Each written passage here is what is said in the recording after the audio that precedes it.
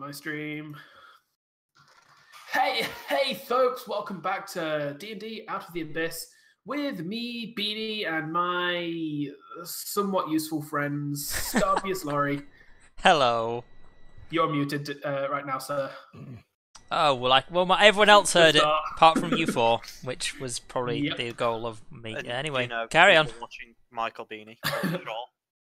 Also, Cube Reaper Matt. Don't worry, I know what I'm doing. No one calls me Cube Reaper. Bazek. No one calls me. Mike.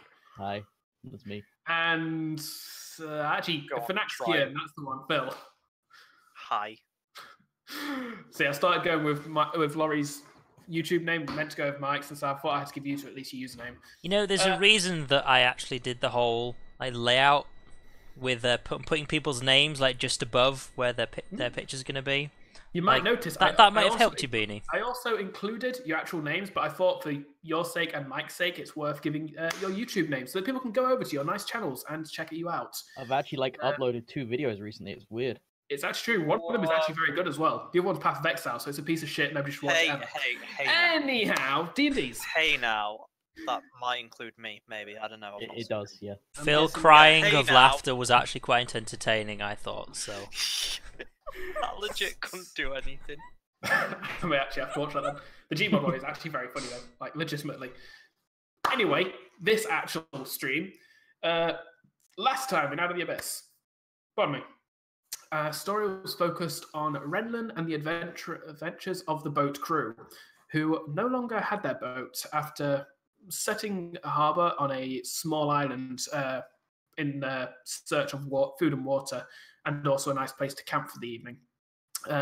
This led to a few events, which eventually led to Renlin, Turvey, and Stool being lost in the depths of a strange and mysterious dungeon alongside a new companion, Anwar, the Swerf Neblin artificer.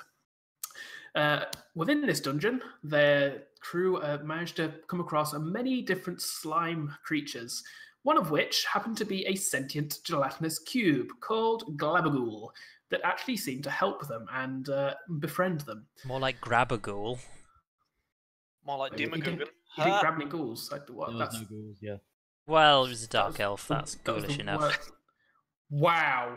What? I mean, that's racist. I know they enslaved you and tortured you, but that's just wrong.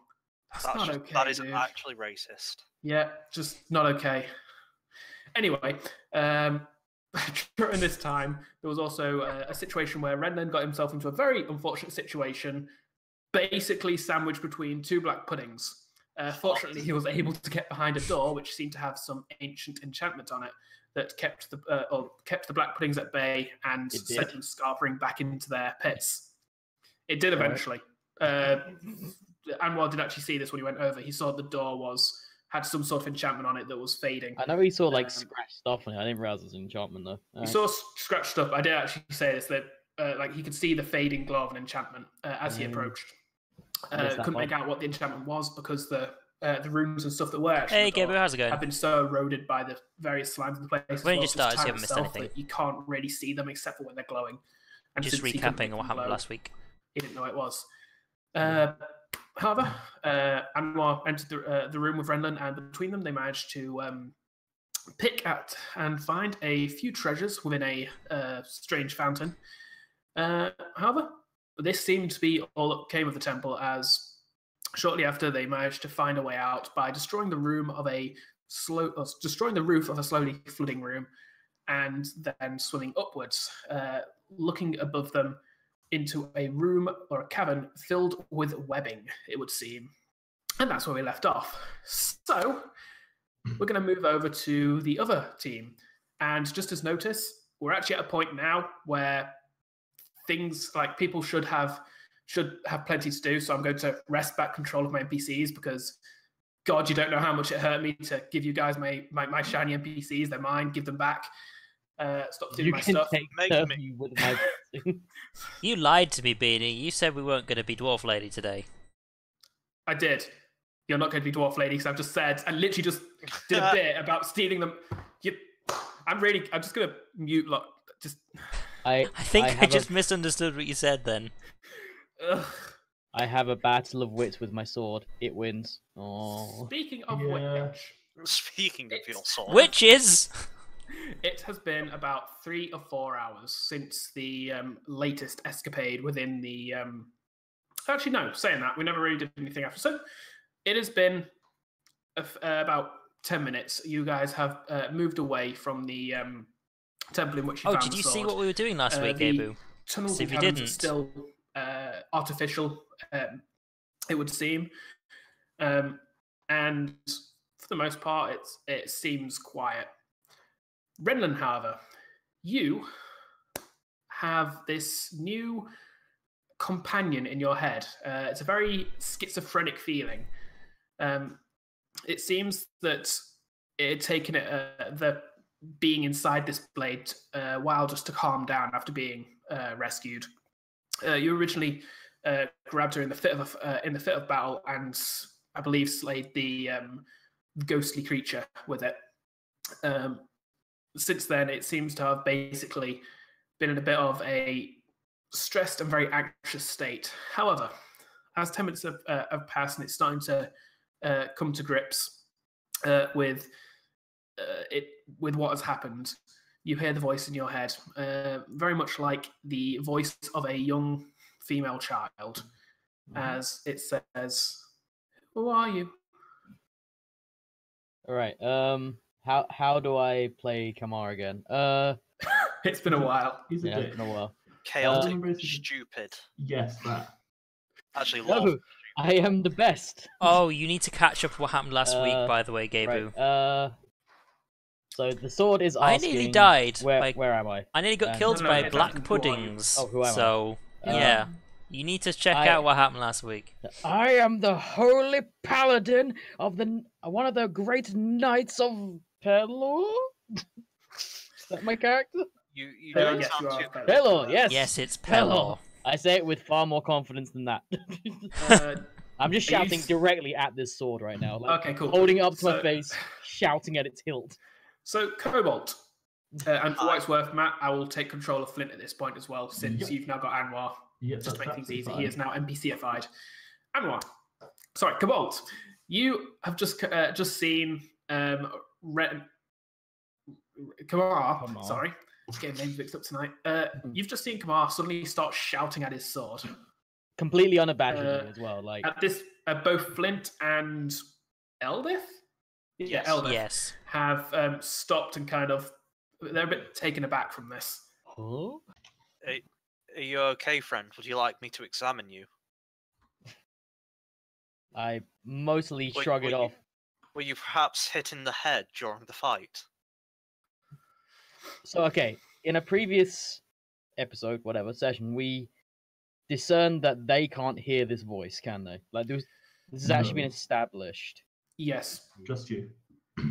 Like it's been, but I That's know correct. that they can't hear it. yeah, this is correct. So you Okay. basically convinced them to go back into the temple, despite the fact that they couldn't hear this voice, but you could. Right. Okay. I'm talking to the voice that lives in my sword. I'm gonna do a medicine check on it. Acting a bit crazy. Eldith smiles and Madison. nods and also looks worried. She's my dwarf now. Stop it. Stop it. Hey, I want to do Wifey over something. Dwarf wife. Nope. She's mine. Waifu is not a class. I beg to differ. It's, Although, it's gonna be something I was to looking do at the with you. pictures earlier, and apparently the Drow High Priestess is my Yeah. Wi-Fi food. Wi-Fi. Yeah. It's It not does spelled say properly. Beanie's Wi-Fi, not waifu or Yeah. wife. She's actually. So my I'm looking at it Wi-Fi right password, now. So That's what I'm looking at right now. I don't know if I'm supposed to be somewhere else. There is no map up for what's happening right now. Okay. There is no map to do what was happening right now. No map for Kamal's brain. No map for you. It's not surprising. I don't Although- think anyone could find his way through, including Kamal. Oddly, the map I've made for today's session is just confusing enough that it could actually be Mike's brain. I got 10 on my medicine check. Oh shit! I'm using Yeah, my rolls, not A bit Turbo's. unsure. It's possible that. Your you've D&D heard of game undead sounds like creatures it's that a can not bit of a only drain mess. life force but also drain the essence of various like the attributes of people. So you've actually know they can actually steal people's wisdom and intelligence. It's possible that the ghost had some sort of effect on his mind. However, you have been traveling with me for a few days now. He has mentioned this voice before the situation, however. Oh, cool. Can you send me one in the post, Laurie? It's also a case of... I don't know. Do I get to play Eldith? Nope. It's not worth a rotten cake. If this is only just happening after our fight, then I'm like super out of spells. Okay, yeah, but one thing that has happened, I remember this, right at the end of the fight, Cobalt or the dwarf? Sorry, whichever one the dwarf is. Eldith's the dwarf. Eldith. No, sorry, I'm the one that Matt was playing. Flint. Flint. He's a dwarf, right? He is a dwarf. Yes. Right, yeah. So yeah, he got witherified, and then I healed it using the power of lesser restoration in the sword itself. Mm-hmm. So I Oh don't yeah, know if that there was a big situation of. Sorry, it's actually been a while since that session. I've actually forgotten what things happened. So it's like it was was whether Flint you want was to very survive or afraid not. of the sword, effectively. Like he believed it to be cursed or something. Yeah. So there is that as well. Random glowy shit sword. It is basically a lightsaber. As a weapon, Pointed as at a me. weaponsmith. He grabbed it and pointed it at me. I did point it at him. Plus, I didn't craft that sword. I didn't have to trust swords I don't craft. I poked him with it a little bit. Fair enough. Also, My camera thinks it's party time. Just ignore that. for Apparently, yeah. just for context, I'm gonna paste the link in Discord. Is that those stats accurate? Because I know I Kirby probably shouldn't page do that. wasn't accurate. Whoops. So I'm just checking this one is. If I want to you look at guys want Discord to chat, it just carry on messes your up conversation everything, so- between each other, I will check this out. I'm just... You don't seem too well, friend. You're talking to a sword. I have been taught from a young age it is rude to not discuss things with people who talk first. Therefore, I am having a conversation. It is rude to not reciprocate. With a And sword. continue staring at the sword hilt the entire time. Yes, you imbecile! The voice is in the sword. Obviously. It's a sword. It is not a person. I am done explaining this to you. Like, have we heard of sentient swords before? Can we make a roll on I'm that? pretty sure I've never heard of anything before. I just accept it. Roll history. Oh, Taylor. Yeah, makes sense. Yeah. Roll history. And yes, Camera that is is Hang correct. on, let me see if I can fix Are you the just like flashing. watching in this porn or camera. something? 1. One for history, as in There like we go. that one. As in, yeah, I have +0 to history. Wow, you're actually struggling to remember the battle itself. Like you're suddenly questioning what sword he's talking about. What is history? Just like looking at that, like, no. This is clearly He's the always first. had that sword. This is the first battle minute has in taken all of its effect existence. on you. Obviously, things have never happened before this. Just gonna go. I can't say I've ever heard of a talking sword. Well, you've heard of one now, obviously. No, I've yet to hear a sword talk. Well, there is a first time for everything, I'm sure. Now, sword, don't be shy. Continue talking to the great knight of Paler. Is it Paler or Paler? I'm saying Paler. Roll a persuasion check. Oh God. What are my stats? Don't worry, Laurie. You will get to do Persuasion. stuff soon. I promise. +2. You do get that's the whole point. Is you get to render like I did a whole bit, Laurie. A whole bit. One entire Fucking bit. ruined it. 21. So you actually, just from the little bit you've gathered from this this sword so far, you actually get the idea that this is actually going to be this sword blade in itself is a huge contradiction to your own personality. As Oh yeah. although it is it's a blade of light, it is literally a blade of your deity. It is from your religion, from your faith, but it is the exact opposite of you. It is whilst you are rough, Angry and violent. fierce, you're that person. This is We are the antithesis this to is each other. soft and gentle. Yeah, you are effectively Will these two crazy cats ever work it out? It's also With- funny because the sword is smart and he's stupid. Yes. with I got that. with that in mind, you realize that you might have to, you might have to change your speaking stance a little bit when you speak to it, because it is. Okay. You very much realize that it is almost a child's personality. Like if you keep screaming at it, it's just going to be like a child cowered in the corner, tears in the like. It's not. Kamar talking to children. Oh boy. So he's going to be hitting monsters with a child, basically, is what you're saying. Yes. I would say that the persuasion check covers you understanding that, like you. I would hit people with a newborn if it gave me more damage. You're supposed to be good, is all I'm saying. Yeah. What's your alignment again? As long as it, I don't know. As long as it's. This is at least a newborn sword. It's built. It's born to hit things with. This Where is is probably my also the chaotic good. I'm not gonna put Mike anywhere near the enchanted +2 baby. Not gonna happen. Well, you Don't just kick did. the baby. I'm swinging it around right now as we speak. I'm just thinking, like grabbing two by the legs, nunchucks. Not okay. Even I didn't go that far. That is literally double what I said. Yeah. Yeah, but DM can be evil. He can whatever alignment he wants to be. That's it. Anyway, so sorry, what are you saying, Mike? Okay. I noticed that I am affecting the child based on my persuasion, so I painfully lower my tone and I attempt to speak softly to this child sword. I attempt to speak softly and saying, "We can do great work together as long as you behave yourself, I guess." I am always behaved, friend. Fuck you. For what it's worth, this entire time as well, the sword has been activated. It's been a glowing blade. Yeah, I just assume that's what it's always going to be. I don't well, think no, I've seen it be active yet. Dude, put it back in the when you picked it up, scabbard, you it was perv. active. Well, yeah, of course. If I'm holding it, it's going to be active, obviously. Fair enough. I was just going to say, for what it's worth, it is. I am not smart enough. It's a glowing sword, or it's just a hilt. Like, Yeah. if you turn it off, it's just a hilt, no blade. That's fair, but considering my only states have been inactive when it was down and active when it's in my hand, don't have the intelligence to put together. This is a thing I can activate and deactivate. Therefore, for what it's worth, just attuning with an item, you even when not very intelligent, you do understand everything about it. It's a weird magical effect. Right. That said, what you justify of that if your character is up to you. I'm just letting you know, in case you didn't understand the mechanics of it.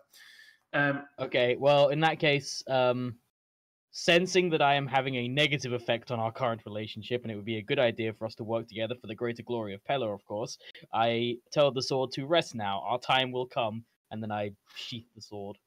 Yes, that is a good idea. Rest. Not you! As soon as the sword turns off, you hear audible crying in your head. Followed by, "Don't like the darkness. It's too dark. Scared." I immediately withdraw it again and activate it again. Then the blade lengthens out of the hilt, a shining blade of sunlight that does light up the nearby 30 feet of the cavern. Huge work on your hands placement. Crying. You are the light that shines us in the darkness, new friend. Now come, let's do the greater work of Pelor together.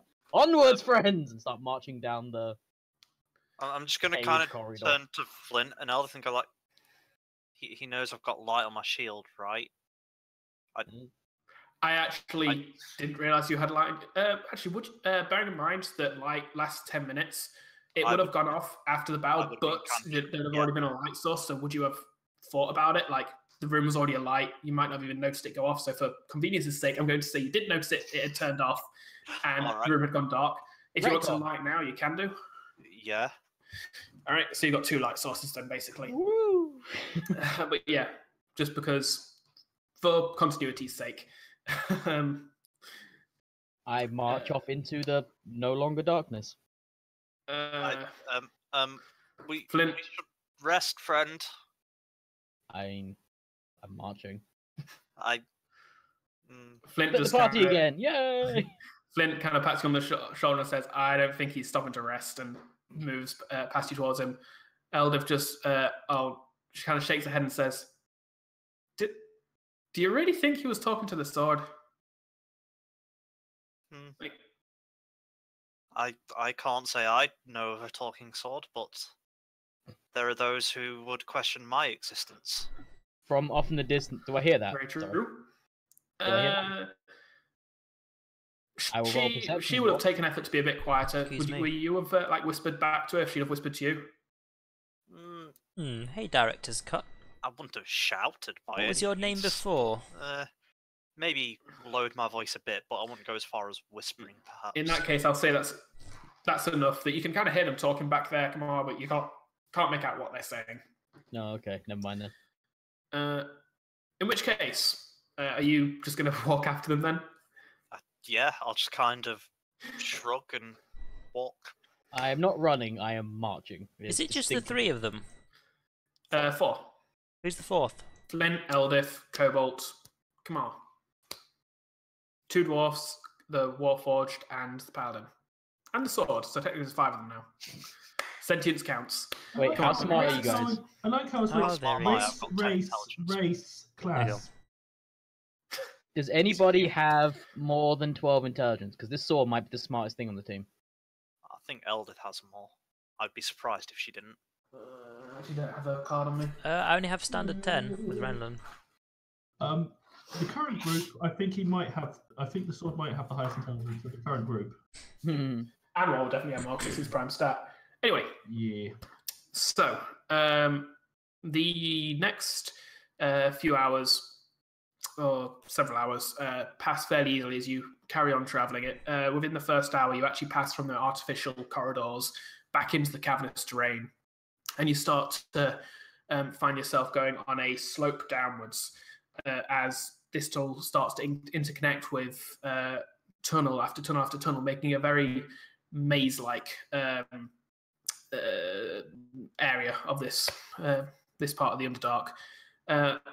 It seems with Eldif kind of leading the way, it feels like you're making progress and not going back on yourself.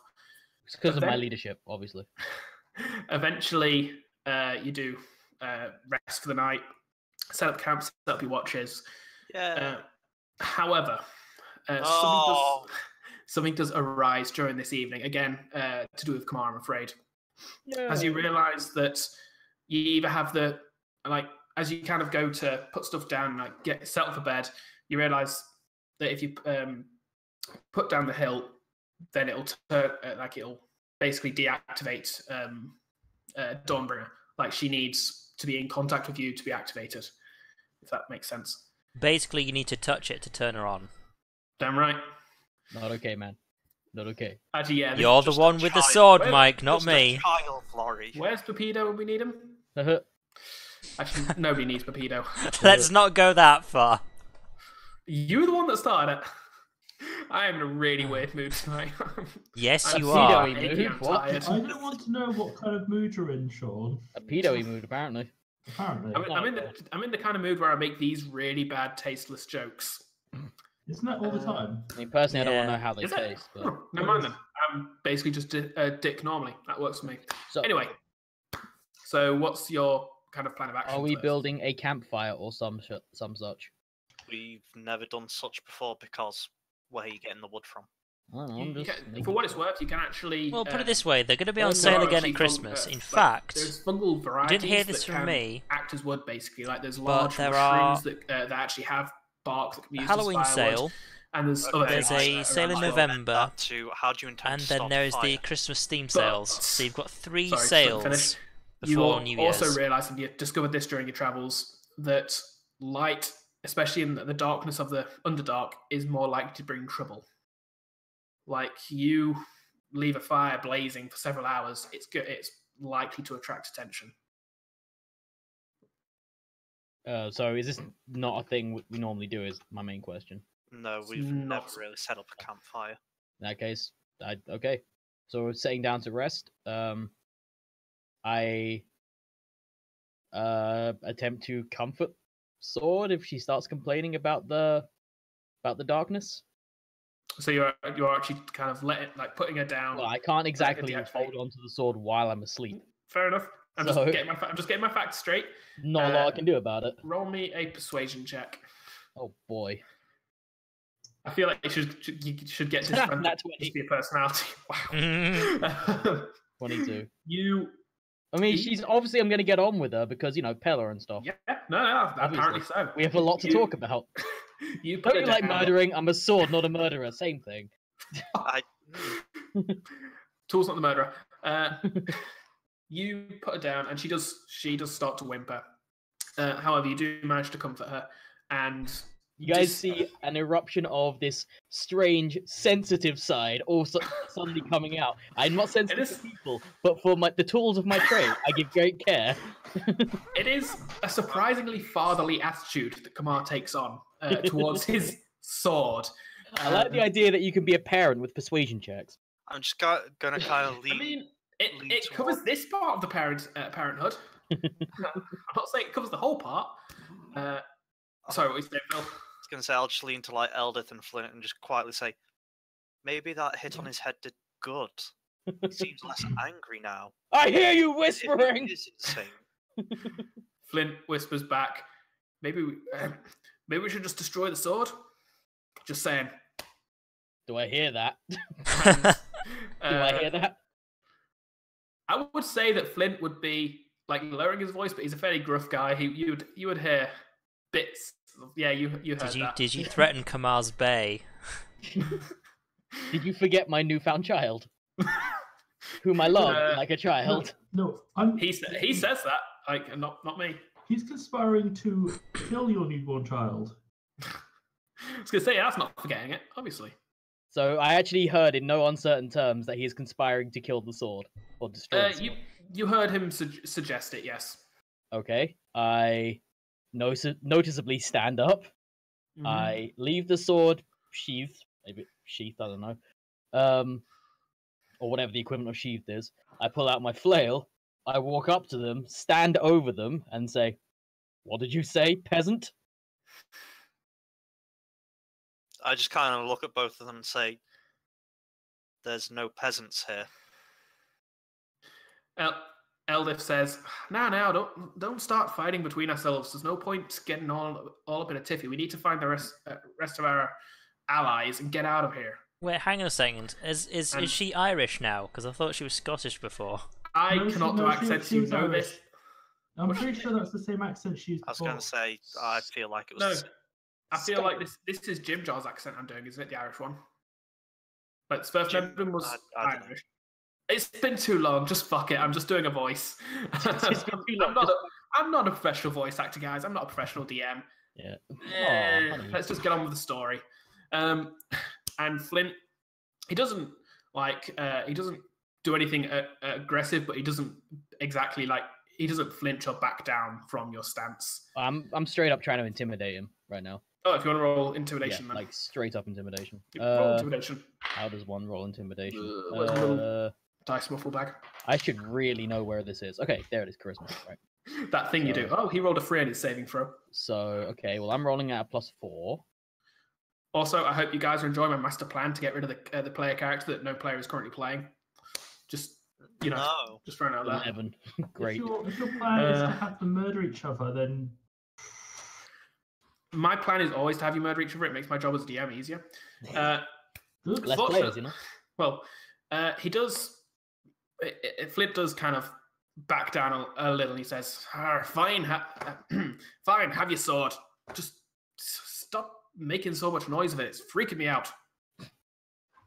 I just 3 turn accents away, there. wander back to where I was sitting down before, I guess, and then say, "You best keep business to yourself, friend," and sit down.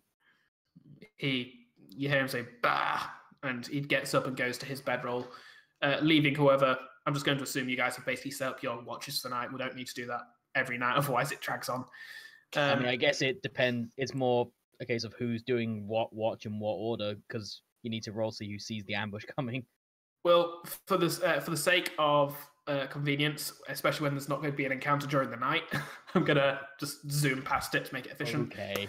But we didn't know that. We totally did the watching thing. Well, you'd have known that in about a minute from now when I say that it reaches the morning. So Okay. spoilers, I guess. But Ah.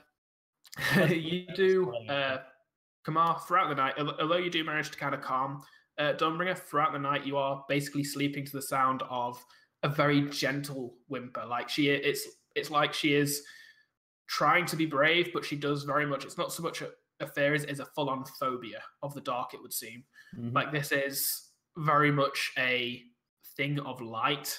Darkness seems to affect it a lot. However, morning passes. You all wake up. Kamar, you pick up Dawnbringer, and as she activates the blade springing forth, the whimpering does stop, and you actually hear an audible sigh of relief. And you actually hear her start humming. I say, you need not be afraid, little one, for I will protect you from now. The dark need not scare you. You actually roll me one last persuasion check. Oh boy. That was less good. 9. But considering you got 2 over 20 previously, that's enough that you get a warm feeling over you. Like you actually feel a slight emotional connection to this blade. Oh, I'm immediately enamored. I love this thing. You had me at Pelor. It's you feel her feeling, and it is very much she gets the feeling of comfort, and she does actually feel protected whilst in your hands, it would seem. And you do.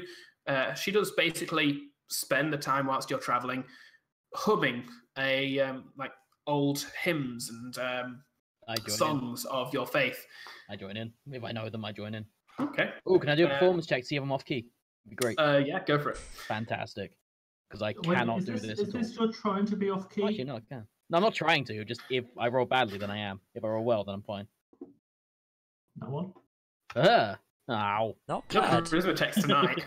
Yeah. No, it's the actual travel. You guys are all accompanied by the surprisingly on point humming from Kamar. Kamar is in a strangely good mood all of a sudden. However, you are traveling through the Underdark accompanied by. I've got really funky beats in this religion. Like, He's just lightening up the situation. Like this wouldn't be quite so bad if it wasn't echoing. Like you're in cavernous tunnels here. Yeah, like... I didn't think that far ahead. Well, Kamar didn't anyway. To be fair, you kind of heard the humming. It wasn't echoing, so you joined in. Yours did. It's a very weird situation. Like I said, Kamar didn't think that far ahead. After a minute, if no one else says something, I'll say, you may want to stop the humming. It is rather loud. I shout, what? I didn't hear you over the humming. What?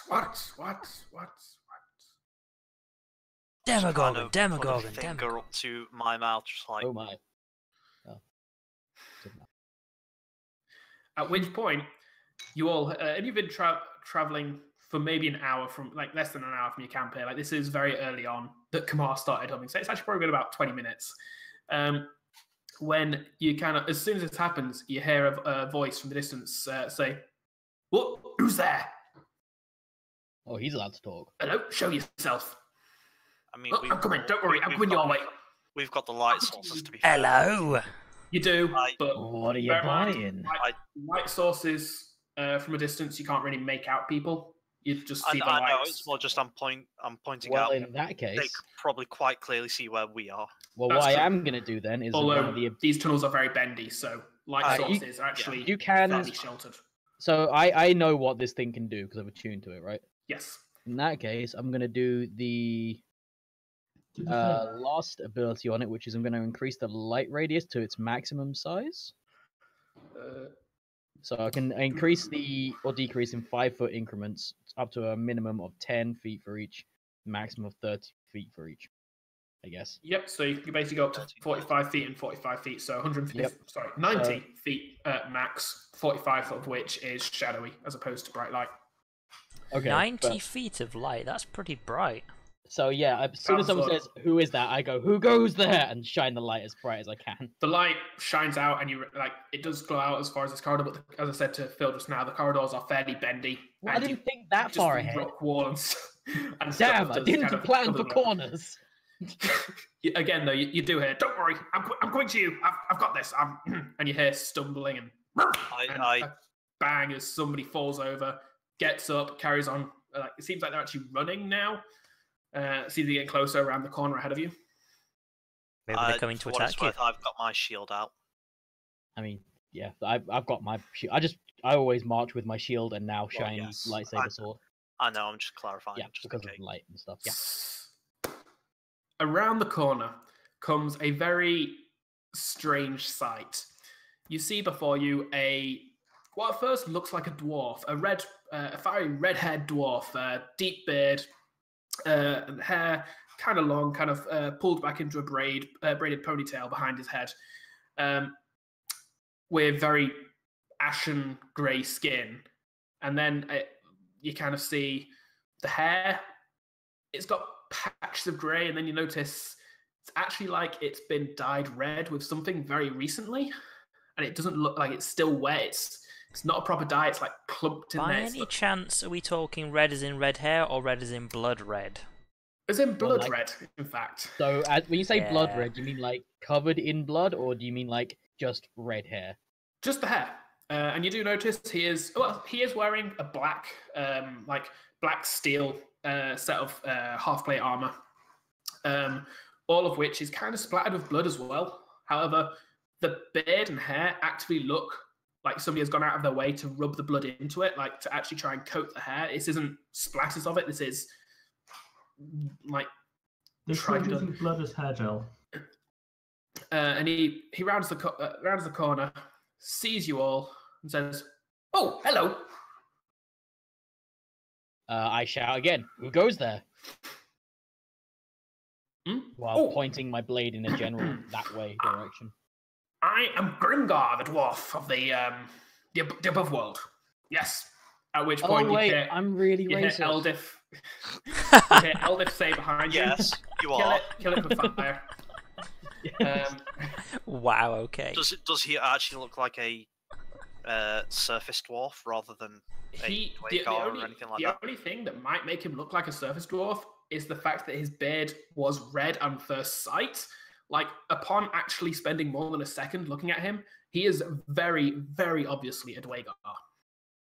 Like, he looks to be of the same. Like, he is ashen grey skin, very white eyes with grey pupils. Sure, I'm just going to quickly message you something. All right. I am immediately on guard, like about to. I'm looking very aggressive on purpose. Like I'm about to attack this guy. Like if someone doesn't stop me, I'm about to attack him. I'm just waiting on Matt here. Okay. It's nothing sort of urgent or anything like that. Oh right. There you go. I was going to say at the moment, like Flint is a bit. That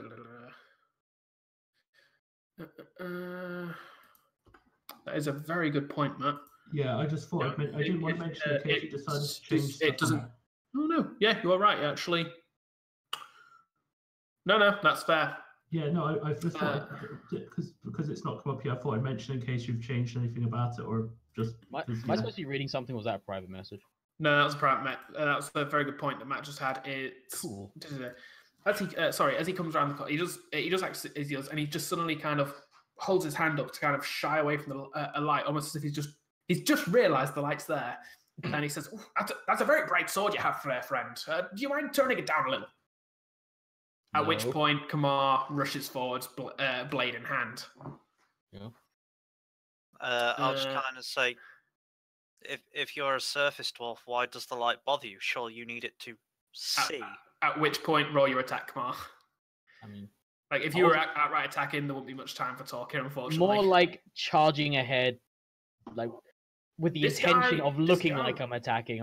I'd rather prefer to run up to him and just hold my sword to his throat, basically feign an attack. Okay. But I could roll something for that, like performance or some shit. He says in reply, still live underground. Dwarves live underground. Don't you know this? It's common dwarf knowledge. Everybody knows that about dwarfs. We don't like the surface. Wait, we do. We're from the surface. We're surface creatures, but we don't like the surface. Yes, that's right. Please, just that sword is very close to me now. I do. You'll Can I- have to remind me Friend? here, Matt, is Flint a Dwagar or no? He is a dwarf. He is All you guys were surface racers So- originally. Do I believe a word of what this man is saying? Roll No, a insight check. Because if not, I'm just gonna kill him. Uh, So wait, what race was Flint then? Dwarf. He was just a dwarf. Yeah, dwarf. Mountain dwarf or hill dwarf or something. Mountain dwarf. It's definitely a dwarf. I believe him. He's I a just stone say dwarf, so he's very got he's two still very surface dwarfs right here. Eldith has already said kill it with fire, Kill with fire. and Flint is basically in the kind of doesn't know how to react to this situation. Like this is a very odd He's- situation. So he's just kind of letting you guys do things at the moment. One of That's my just amazing. surface dwarf companions insists we kill you with fire. I don't really Mike, have fire, I have laser he sword. is very obviously lying out of his arse. He's obviously not a dwarf. Why would you can see that he's a Dwagar. No, I feel like I'm racist enough to be able to tell the difference. I gotta be racist specifically. Exactly. You can see he's a Dwagar. Oh, in that case, yeah, I attack him. Okay. Roll your attack. Oh my god, how do I attack with this? Okay, so I'm not doing any special attacks. I'm just doing regular Some delicious attacks. flapjack I Now, was eating there. my sword actually gives me a fuck ton of bonuses, isn't it? It's I think plus. Plus plus 2 2. to attack and damage. Yeah. Yep. So, what's the actual roll I'll be doing? Like, tell me what the roll is. D20 It's your attack roll, so So, yeah, Twenty. but what is it? plus 2 plus your you should have where your flail will have a attack bonus next to it. Okay, Use yeah. that. Add your Dawnbringer bonuses. Okay, so it is plus like- 5 and then plus 2, so it's plus 7 to attack? yeah. That sounds about right. Alright. And then plus 2 damage, so that would be 1d8 plus 5 damage. No, Yes. plus 3. Yeah. Yes? Yes? No, plus 5. Plus 3 for your strength, plus 2 for Dawnbringer. So plus Okay, so 5. it's plus 5 overall, right? Okay. Mhm. So 18. 18 hits. Yeah, so I imagine that my blade was like kind of to his throat at that point. He's made a not truth, in my opinion, and then I just shout, "Die, evil scum!" and then pull the blade You- back, swing it at him again. I was going to say, you'd have to pull it back to get the momentum Yeah, on it. It wouldn't like, just yeah, be I pushing will forwards. be. It will be a new attacking swing Mhm. rather than just a. So roll a d8 plus 5. Is it 1d8 plus 5? Man. I actually have these stats written down already. Apparently, I prepared for this. Wow. This is just a regular ass attack, and this Five is plus 5. Plus 3 uh, for strength, plus 2 for Dawnbringer. and I want to say that does radiant damage. Let me double check that.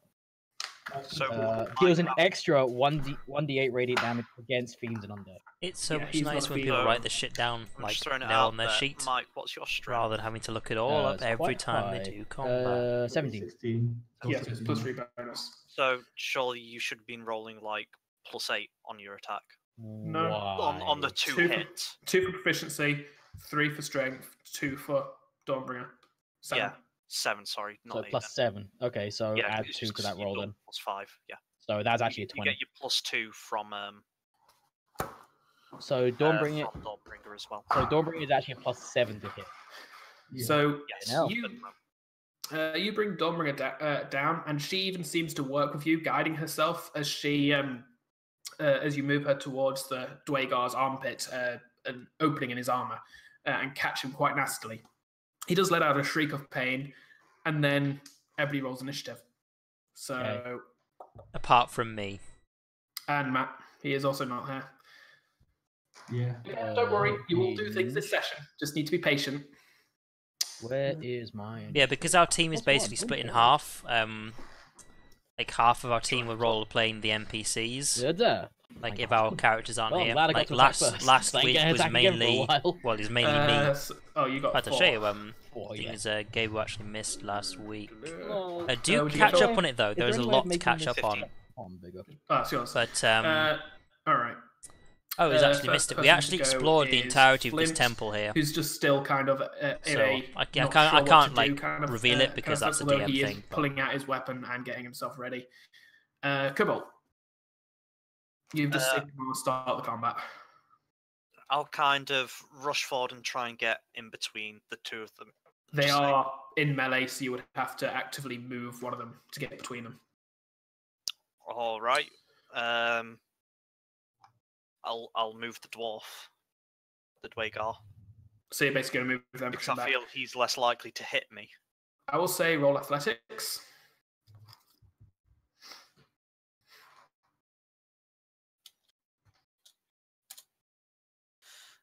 I'm going to inspiration that. Okay. Oh So shit, yeah, 1d4. that's something. I always forget 12. inspiration So stuff. 12. That's enough for you to Lost my basically inspiration. you rush past Kamar, put a hand on the dwarf, and kind of push him back to get between them. You still actually that'd be weird. Go on. Oh, I did was we just gonna did we rest for the night? Sorry. Yes. So we got all our health back and Yes. stuff. Yeah. Ooh, I'll just kind of say, that's a lot. wait, steady. We still don't know where we are, where we're going. He could prove useful. At which point it is his turn. He says, "Whoa, no, dwarves are cowards by nature," and rushes down the corridor, screaming quite loudly.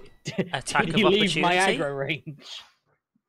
He left My- his range when he was pushed away by Phil, which didn't prevent an attack opportunity because he was actually pushed out of the way, out of his control. Well, he's left my okay. range. He has, but did you have a weapon out? No, but I don't need to do what I'm going to do. You're gonna Okay. grab it. What are you doing? I'm going to push him over. Tripped. It's a special Uh, attack, so it's part of an attack action. You just do a push instead. Yeah, I thought. All right. Well, either way, I believe this is contested by his it is athletics or athletics or acrobatics. whereas I think it's just straight athletics for me.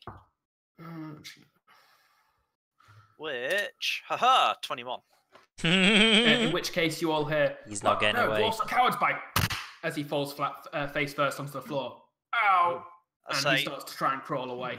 That sounded like that hurt No, more don't left. do it! Don't kill me! I'm a dwarf. Dwarfs I'm can't not going to die. kill you, just don't run away. He's going to kill me. He's got the nasty light. Turn off the light. I said, good friend, you holding him still. At that point, I just Don't kinda go let my into the shield down. light. I've got a light. Yeah, we both do. He doesn't In fact, the seem to be two reacting people to holding your shield, lights however. are pinning this guy Sorry. in place. However, he doesn't seem to be reacting to your shield's light. He only seems to be well. reacting to Dawn. Like he's actively put his hand up against Dawnbringer, but not against the shield. So there's something different about the light. I just kind of Intense. shrug. It's nothing different as far as I'm concerned. You are holding him still for me. At which point, come on, your turn. Wait, did you actually say anything when you were like catching him? Yeah, I did say. Well, when I split When you you two tripped apart, I him. did say he might be useful, and then I did say don't run away to him after I Okay. tripped him up. I will. Okay, I'm not in full murder, death, kill rage mode, so I will I'll hold Dawnbringer up to his face, like directly in his face, and then I just say the word "talk" in an intimidating manner. I'm already talking. What do you want me to talk about? We I- dwarves I- talk about many things: metalsmithing, armor smithing, very bad metalsmithing and armor smithing. But we are dwarves. We do the metalsmithing. At which point, When he Flynn starts growls verbal and starts diarrheaing, I just himself. shove my sword further near his face. No! And at this point, he's closed his eyes and kind of covered it with his arm. Turn it off, please. I mean, I think I'm doing okay. Mhm. Like he's. I'm gonna say that's my how he's reacting to it right now. What are you guys doing? Again, I mean, again. Flint is moving We're still forward, in growling. initiative, aren't we? Yeah, we're still in initiative, and I'm At saying that's my this- turn. At this point, I would say that's basically got it. Like if you guys aren't being actively hostile to him right now, there's the combat's over. Define hostile. I'm being pretty Actual hostile. attacks, like damage. Fair enough. Combat is not going on, basically. Can I like step on him to make sure he doesn't move? Basically, grapple him to the floor. You though. plant a foot firmly on his back, kind of push it down so his belly is pushed against the floor. There's the clang of his metal armor on the stone floor, and he says, "Well, please don't do that. That'll stop me from standing up. Dwarfs like to stand up. We have 2 feet, I'm gonna not kill him. 4." I'm gonna kill I him. just kind of say, He's just annoying me. I'm gonna stop kill him. saying you're a dwarf. We get it. You're a dwarf. Like, Yes, I'm a dwarf. okay, See, Yes, fine. I'm getting so goddamn triggered right now. Must kill all inferior species. like even as you're triggered by this, you can actually see over your shoulder both Flint and Eldith are both red right now. Like, As in... Flint is actively walking quite quickly towards this now. Eldith is kind of holding herself back, but is also very pissed off by this guy. As in I intent just say to attack, now, or I just kind of lean in close to Flint it might attack soon. and kind of say, not even quietly, I just say, I'm currently the only one here who isn't about to murder you. You may want to cooperate. I say I can confirm that. Dwarves are very cooperative. They often cooperate with people. I move the Yes. sword slightly closer to his Not very face. nicely. They're very bad at cooperating. Actually, when they do it, they tend to do things badly. I put a hand over his mouth and just say, yes, we've got 2 of them with us who also want to murder you. I do look to Cobalt and At say, which he's point, right about Flynn, that. who's now right behind you, up and out, is saying, very much wanting to murder him. I turn to Cobalt and I say, he is right about that. Dwarves are very bad at cooperating. Like, that is true. I can confirm. At which point, Eldith and Flint now both look at you. I mean, Fight, yeah. fight. Stare daggers at you. I just kind of look and just go, This is you're no not way helping new. yourself here. I need to help myself. Completely oblivious. I just ignore the comment and turn to our new friend and just say, now, we would like you to tell us where we are and where we can find... And then I turn to Elf and go, where are we trying to get to? I mean, yeah. Eldith. There was a town we were... Yes, Beanie, that character you're role playing. Was it Belkenveld? The last time we spoke to our allies, we made plans to go to Gondelgrim. That's where A fucking what now? Gondelgrim, home of the Dwagar. Not a place I particularly want to go, Gondelgrim. but our only... Well, we need to supply up, and that might be where we find them. Did you say Gondelgrim? I say, yes. Gauntelgrim. Gauntelgrim. As in gauntlets, gauntel, grim. He says, why, I'm going to need to know you that must for later. be, I mean, I'm a dwarf and I'm here, so you must be in the mines somewhere. Dwarves have mines. Not sure what this Gauntelgrim place you're talking of is. Sounds very nice though. Very ordered, very... I lots put a of hand nice over things his happening, mouth I'm again. sure. I just say, right, okay. I Not say, helping yourself here. I'm gonna kill him. I'm just gonna kill him. It's too Do annoying. you know where there is a town nearby, a village, an outpost that isn't drow controlled? Oh yes. Take my hand off. Oh yes. If I'm down here, if these are mines, then there must be an outpost somewhere. It should be up there somewhere. Although I'm a dwarf, so I can live a little below it. It might be down there somewhere. Or I stick anywhere my in hand between. over his mouth again and say, no. Specifics, directions.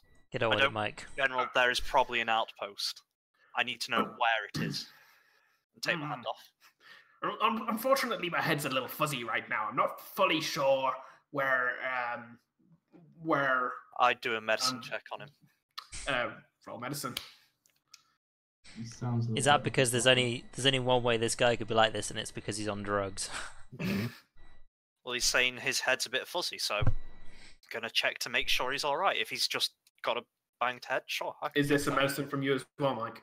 No, I'm counting something different. 22. You realize that, like, as you're talking to him, you actually start to realize that this might actually be a full-on, like, he is physically okay. Like, even all the blood over him and stuff, you Mentally, can't actually see any wounds on him except for the one that Ren, the commander, did. However, mentally, you actually think there might be, like, he seems to believe what he's saying. Like, he is a dwarf. He's a dwarf. I mean, he is a flavor of dwarf. Is this something I think a lesser restoration might? For what it's worth, just a quick pointer. You actually, what you know of the Dwagar and the Dwagar, although a kind of dwarf, they very much dislike being referred to. Like they consider themselves better than dwarf kind of thing. They consider themselves a different species, although they are of a subrace effect. They are a subrace effectively. But yeah, so carry on. What are you saying? I say, is this something I think a lesser restoration might cure? It is possible that lesser restoration could heal madness. I just kind of sigh and... 2 seconds, we should just quickly double check something. Okay. Pardon me. No. Worst.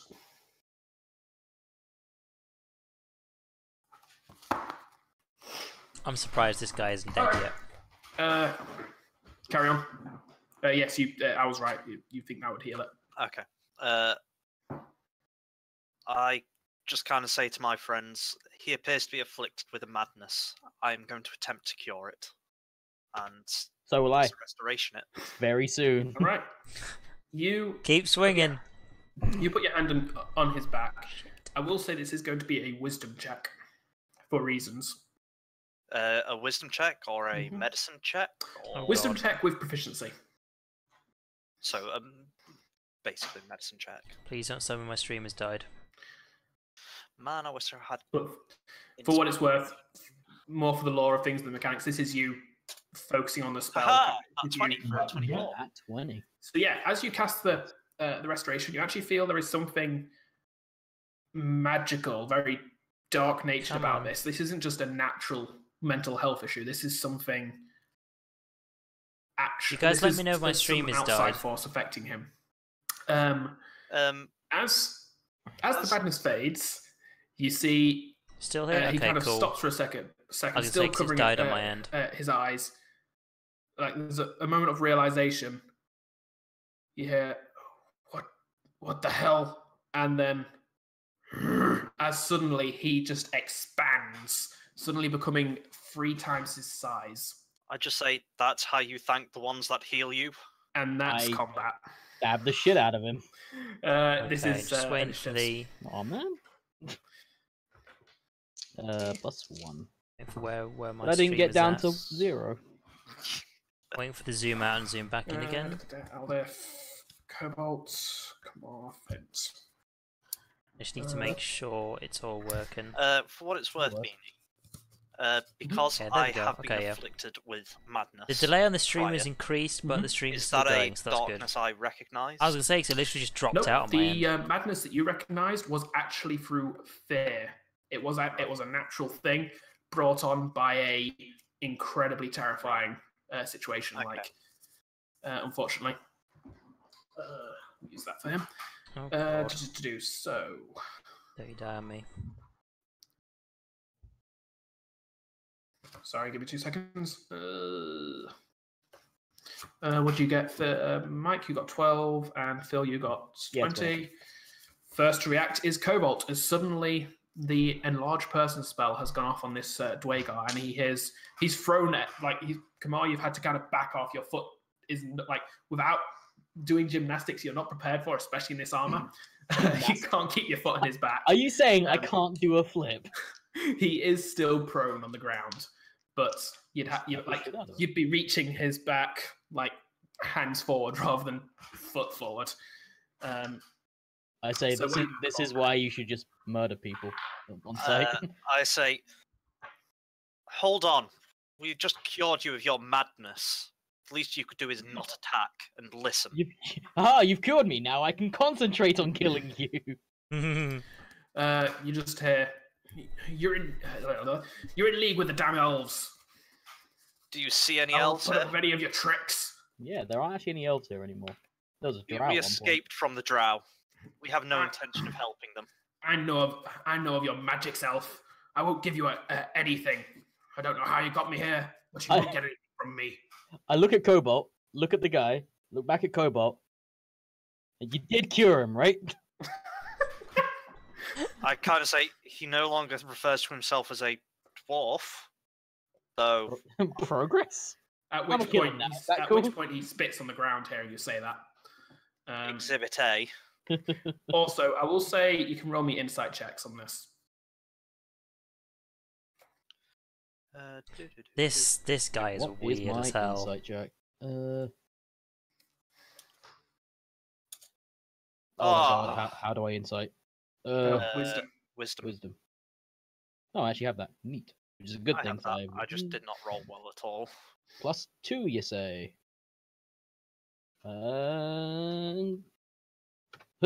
Yeah, 20 again. Rolling these 20s. So- Cobalt, you're questioning whether you've probably healed him. Come on. You actually get the idea that this Dwagar thinks there is like he thinks that there's drow magic or elf magic in play.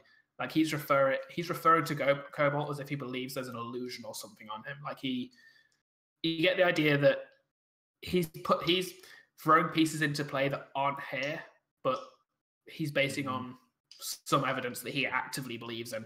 Okay. And he is sounding a lot more sane than when I apply the universal solution to these problems. Okay. You're gonna kill him. Yeah. Roll your attack roll. Because of maintenance. It's your turn. Sweet. So we've discussed this is +7. Yes. Yes. Okay, oh guys, Hunter's Mark a bonus action. Yep, you can do that before your Smite attack. also uses your bonus action, doesn't it? It uses your bonus action, yeah. I will smite then. Alright. So +7 to hit. Okay. 13? With advantage because he's prone. Mike, that was a D8 you rolled. That was a D8, so... Okay, I'll try it. 13 on a D8, actually! It's actually pretty You know good. what? Yeah. I'll try that again, That's shall I? Impressive. Again, still So- with advantage, so roll twice either way. So... That's +7, because fucking Dawnbringer is ridiculous. Yep. So, it's worse than D20. You've got advantage. You've got advantage. It's even worse! Can I Oh, not have a Better on D8 a roll? D8. So it seems that his growing has kind of thrown you off, and you're still kind of trying to catch your balance. You basically accidentally catch Dawnbringer on the wall instead and hear a "ew" in your head This is as it bullshit. clangs the wall. This is bullshit. This hacks. I'm reporting all these players. He then gets to his hacks feet. everywhere. I didn't have stats for this, so I didn't expect him to get fucking healed. So does that actually use a spell slot? Cleric, I'm actually good. I know. I'm sorry. I just didn't expect it for some reason. I This is no, my problem when I We're climb halfway things. at the moment. That's a genuine question, by the way. Is did that use a spell slot? I can't remember how Smite works. If you didn't know, you activate it when you're hit. So no. Oh, okay, Yeah. right. You put the smite spells. You cast the bonus action, and they're the ones that don't. They will last until you hit someone or lose concentration. Right, but Paladin regular Smite is you Paladin just regular do smite it is when you- on hit. okay. You just say. Right, That's you why smite. you can stack them. Yeah, right. it's not an action or anything like that. Oh, so, okay, cool. But that it will use a spell slot. It uses a spell slot, but you don't have to use it until you hit them. And yeah, there's no action or anything like that. It's a. But if I was doing Searing Smite, for example, it would be I declare that bit of before the variety. attack, and it uses up a spell slot. It's a concentration spell, but then Come on. uses a spell slot when it goes off or when I break concentration. No, Oh, it these uses a spell slot when you cast the spell. Right, okay. You go off. You use the slot when you cast the. Well, actual that's a smite Demogorgon. Class ability goes off when you use the smite. All of our doodles Okay, are gone. Right, that's why you can stack them because you declare one before and one after. Drop Yeah. So, standing up, the Dwagar then turns around and say, with no someone's been weapon in sight, removing you actually some of see our he doesn't doodles. seem to have one like a weapon on him. He just turns around and he attempts to soccer punch Kamar. Actually, That's no, not going Flint. well for him. Flint was forward enough that he wasn't paying attention to him. So no, he goes for Kamar, especially because you've got the light, which actually gives him disadvantage. on the I have a attack much as well. more intense light. I never lowered the light. Sorry, that's Kamar. He's going for Kamar. Sorry, I thought I said Kamar. These doodles are still here. Yeah, and then you said, You did say Or Kamar. most then of you them. said no, not You've always Kamar, said Cobalt. Kamar. Oh, Said Kamar like 8 times. That's You what said we're Kamar. at. No, wait, that's what I Flint thought, was but then you were Kamar. questioning me. Okay, hitting me, gotcha. What's I your- have Leave this one up. resistance to You do have bludgeoning resistance to stuff. weapons, so that's if it hits. It Yeah. doesn't affect Please, you. we're not actually using the AC. combat map right now. 16 or 18, you've got your shield out, so that's a miss. You you basically bring your shield up at the last second, and use it to actively you use the momentum of his fist hitting your shield to kind of catch your own balance, like pushing yourself back towards the wall, like putting a foot up on the wall to brace yourself, and gritting your teeth to get back into the fight. Flint, Flint growls and says, "Just kill the fucker." Just have to get Flint's character sheet here. Sorry. There we go. I really didn't expect. I don't know why I didn't expect this to go to combat. I expect this to be like a 5-minute encounter. Well, that's your problem right there. Expecting It is my anything. problem right there. He brings out his great axe, going for the brutal kill on this. Like he just wants this guy dead. Yeah, it's pretty great. Hmm? Pretty great. Yeah. Oh yeah, I do have great axe. We've got it. Yeah, well, it's on your sheet, so Oh God, yeah, that's What's his faces? The orcs. Oh yeah. So he would use his war pick. Sorry, he uses his war pick. But either way, it's a miss. It basically just clangs into the Dwagar's armor. Eldif rushes forward and attempts to stab him twice. Hits with one of them, misses the other. Slipping the blade. Wait, into stabbing his him with ribs. what? A short sword, I believe. She's got a warhammer. Yeah, I'm getting things mixed up. Lots of things happening. Totally good DM, I swear. She does a bit of damage to him. It is now back to the top kobold. Active combat is happening. You don't think words will be enough to stop this right now? I mean, he decided to grow large and then attack us, so. I just kind of Without say, provocation. I say, please stop. We're not gonna. I'm just looking at the people currently stabbing him like we're not going. Yeah, we're gonna Please hurt him. stop. We don't want to kill you. Roll persuasion with disadvantage. Can you double I don't want to kill you. Roll persuasion with disadvantage. At this point, it's gotta be deception, surely. I don't want to kill him. Cabal Yeah, is actively trying to stop the combat via Peaceful means. 0. rather than deceptive. Wow. You're too distracted. Like you find yourself aiming this more at your own companions than the Dwagar himself, and unfortunately, that means that it does not phase the Dwagar. I just imagine I'm just kind of like, we don't want to. No, please. Please stop. Don't want to. No. Every time. Just you kind of get the idea. You're just powering down that way. Like, Yeah, like, pretty much. No. Oh, somebody get Cabalt's clockwork key. Just to give him a twist. Wait, is he clockwork? No. No, but it sounds like he was if he was That'd powering be down. amazing if you were clockwork. The Pathfinder saying actually has a lot of cool clockwork golems. I love it for it. Anyway, That's cool. Yeah. anything else on your turn, Phil? That was your action. I'm going with that's basically all I'm trying to do. Fair enough. Come on. Okay. Yes. I try once again to apply the universal solution. Roll your attack. Yep. No advantage this time because he is now standing. I mean, it didn't help me last time. Now I got 13 on a d20. Yeah, Still a no. miss. Can't hit these fuckers. Hey Mike, quick roll it on a d8. You know what? Sure. Let's roll it on a d8. Let's see what I come up with. Motherfucker. Who needs d20s anyway? Yeah, really underpowered those dice. Still misses. Anyway. Oh, the luck of the He dice. turns around and attempts to soccer punch Kamara again. Why could Growling. Kamara of all people do charisma rolls but not attack rolls? Because you're Got this shit the wrong way around. You're a paladin. You're supposed to be full of charisma. Did I not include that on the sheet for Dawnbringer? Like that's a feature of the sword, I'm afraid. Sorry, I thought you'd like it. Suck ass at combat.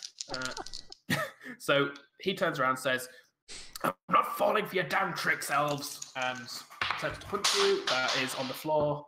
It's cocked. Disadvantage because you're 18, aren't you, AC? So that's a hit with I am, yeah. disadvantage. So he brings his heavy hand. His hand is about as big as your torso as it slams into you and does 5 points of damage, knocks down to 2 because of your resistance. Wait, you say it knocks me down to? Oh, it's knocked No, down to it's right. knocked down to 2. I thought you meant he knocked him down to 2 health. I was like, what the fuck? Yeah. Like, what? How am I still alive? So I take 2 damage. Mm-hmm. I'm on 26. It is now Flint is going to swing. That's a miss. Eldif's going to swing twice. That's a miss. That's a hit. One hand or 2 hand? She's got 2. She's got 2 hands on it. You're correct. That's 1 hand, 2 hand. I have 2. So Eldif brings her warhammer around and kind of as he's just punched Kamar, you hear a and he just kind of stops there and then starts to fall forwards towards Kamar as the hammer is basically just smashed into his back and seemingly broken his spine.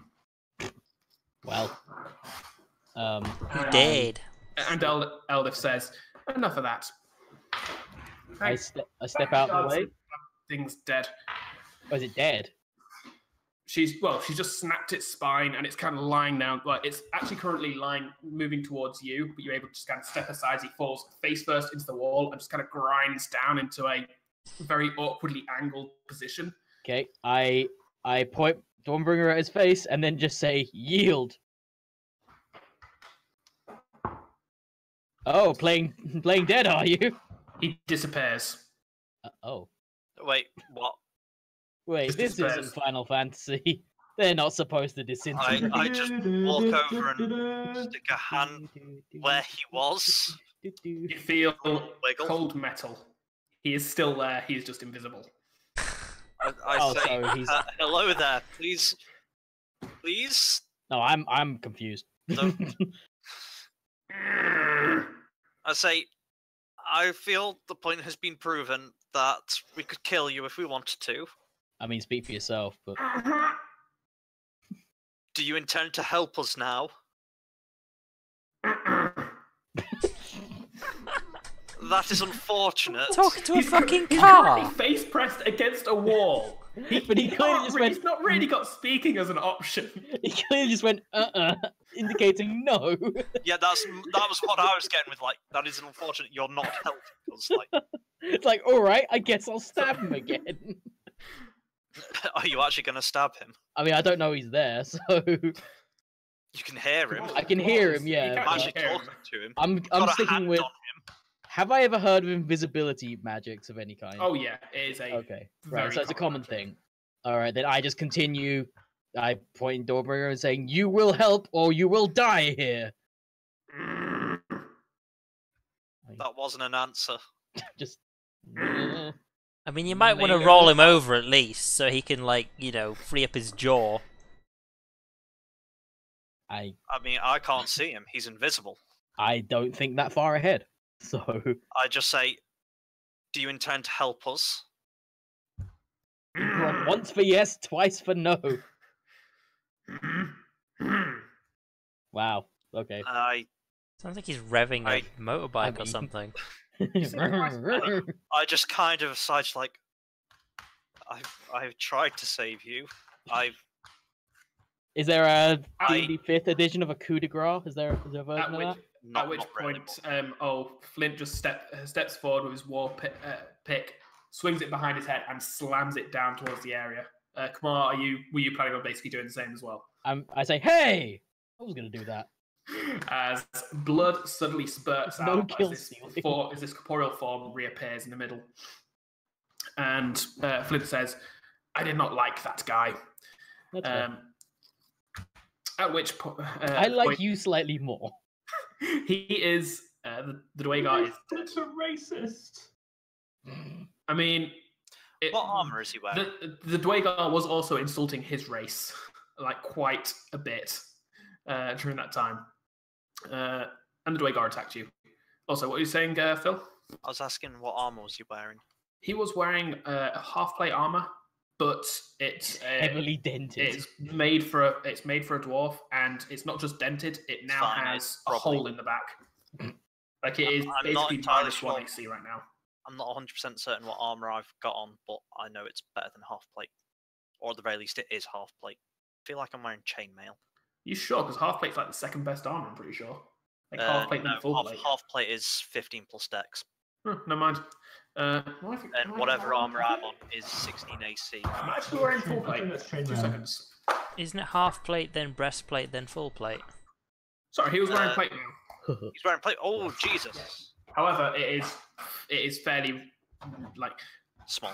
it's broken plate mail now. Like it's now plate mail with a -1 penalty on it, Is repairing Still be an armor a upgrade thing? for me. Aren't you some sort of and it is also built for a dwarf. forge Bear in mind. cleric? Like this isn't magical I armor. am it's a just forge reforged. cleric.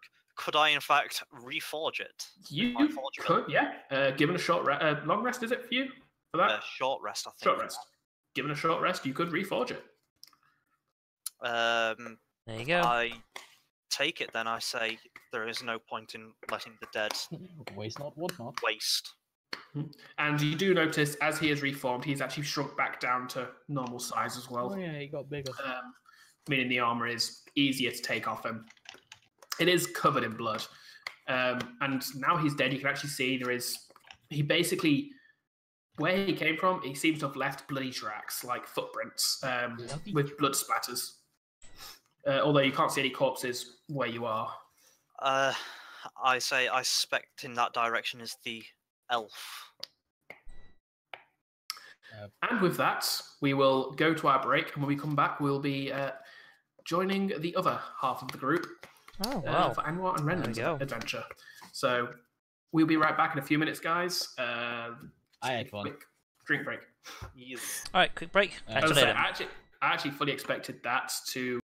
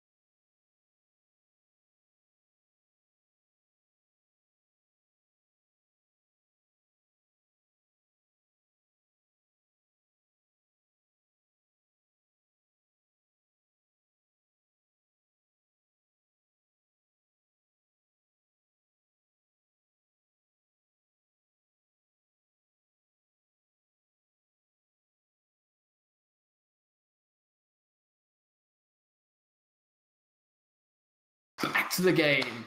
Renlin, Anwar, Yes. you have just emerged from this water. You can see nearby Stool and Turvey also splashing at the top of the water. Stool surprisingly like capable of staying afloat and by his own strength.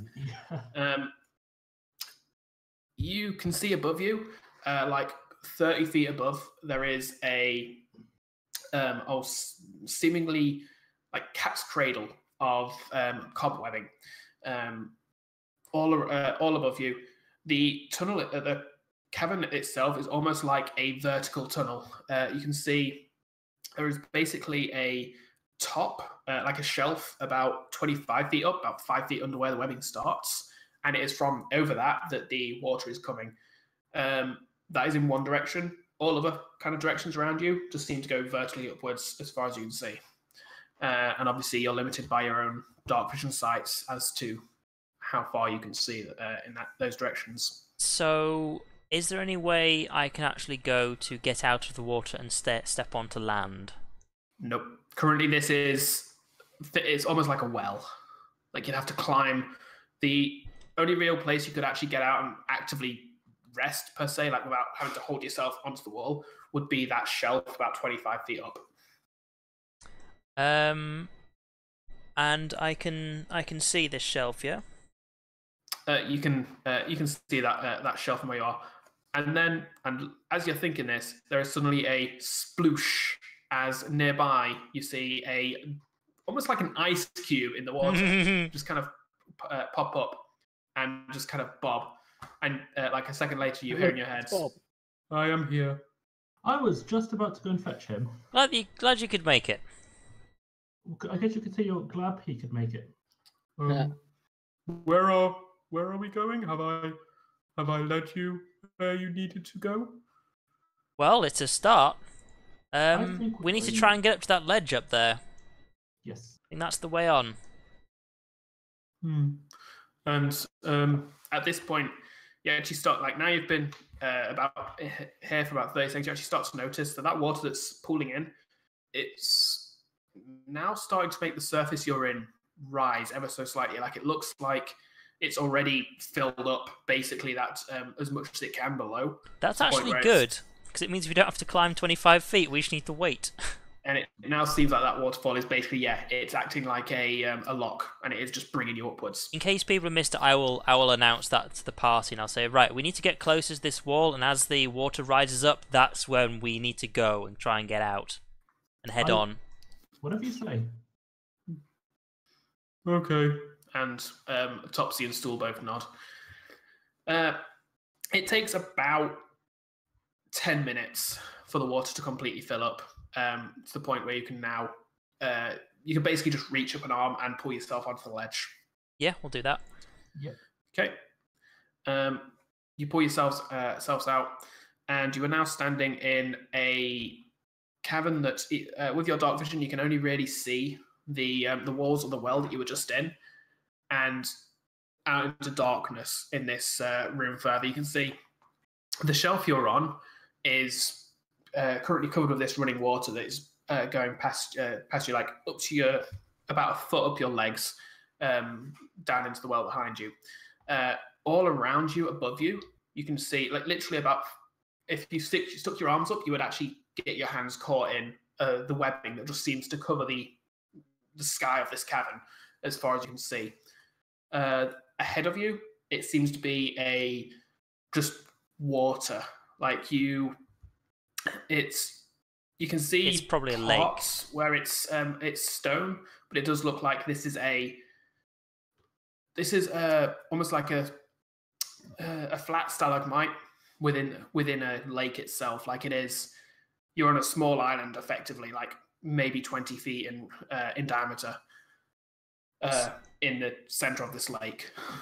So basically, this water that's filling in, is it going to keep rising up? Are we in danger of being soaked again? It looks like once the water in the well kind of catches up to where the water is in this lake, then it should stabilize. Like, okay, that's good. Unless there's something magical about it, it should just stop. Well, nothing magical ever happens to us. So. Oh no, never. Okay, I'll try and have a look around off in the distance as far as I can see if I identify anything. Or if it's just lake. Roll a perception check. Roll investigation check. Do you want me to roll investigation or? Investigation. Oh dear, 8. You can't make out anything other than what I've already said.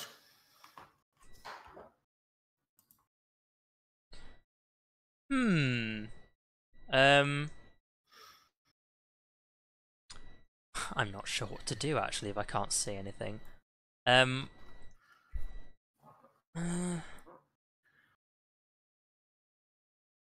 just gonna be. I'll look to Anwar and say, you've lived around these parts. Do you know roughly where we are? Well, I live sort of further up. We fell down a hole. It's still new to me. Well, I fell down a hole, and that's the end of the story. Pretty much. You where we were before we fell down a hole. Let's see if I've got What anything. it's worth, still remains quiet. However, Turvey just speaks and says, "I think I might know where we are. Oh, sure, he's useful now. There's supposed to be an area called the Silken Paths. It's supposed to be one large cabin with that's basically filled with spiders and webbing. I've heard tales of expeditions going through the Silken Paths and such, but it looks like, looking up and all around us, I would guess that we're currently below that. I don't suppose there's anywhere we can travel around here that's safe, or at least as safe as we can find. I'd rather take my chances in the webbing than the water. The webbing, we at least know what we're likely to come across, but the water, there's a lot of nasty things in the deep. As an aside, would he not be scared of spiders still? Was he scared of spiders? He did kind of get a little chopped on by one. As he's speaking, he takes a break as he actively struggles to say this, but he does still say that, which in itself says something about what he thinks you guys might find in the depths. Well, we did see another Demogorgon in the waters, not so long ago. Also, sorry, just for what it's worth, Matt, in regards to that message you sent me, we'll sort that out when you next rest. No, it's not going to be for a while anyways, but I just wanted to give you a heads up at the time. So, how can we travel around in the webbing if we're just going to get stuck in it? It's supposed to be. It's supposed to be such. There will be new webbing and stuff that will be sticky, but the older webbings tend, from what I've heard, they like rope. They stiffen, yeah, and well, rope and even pathways as you get a bit further up. Like it's supposed to be an immense maze of silk webbing. The web directly above us, does that look fresh or does that look like quite old? Roll investigation. Yeah, I'll check the same thing. Actually, that's what I was wondering. Okay, Feel free to roll investigation. While you're rolling that, little side note. The Silk Road was originally a thing that allowed China to gain predominance in this part of the world. However, these days it's now referred to as a place where you get all the drugs. Well, spiders and drugs. Okay.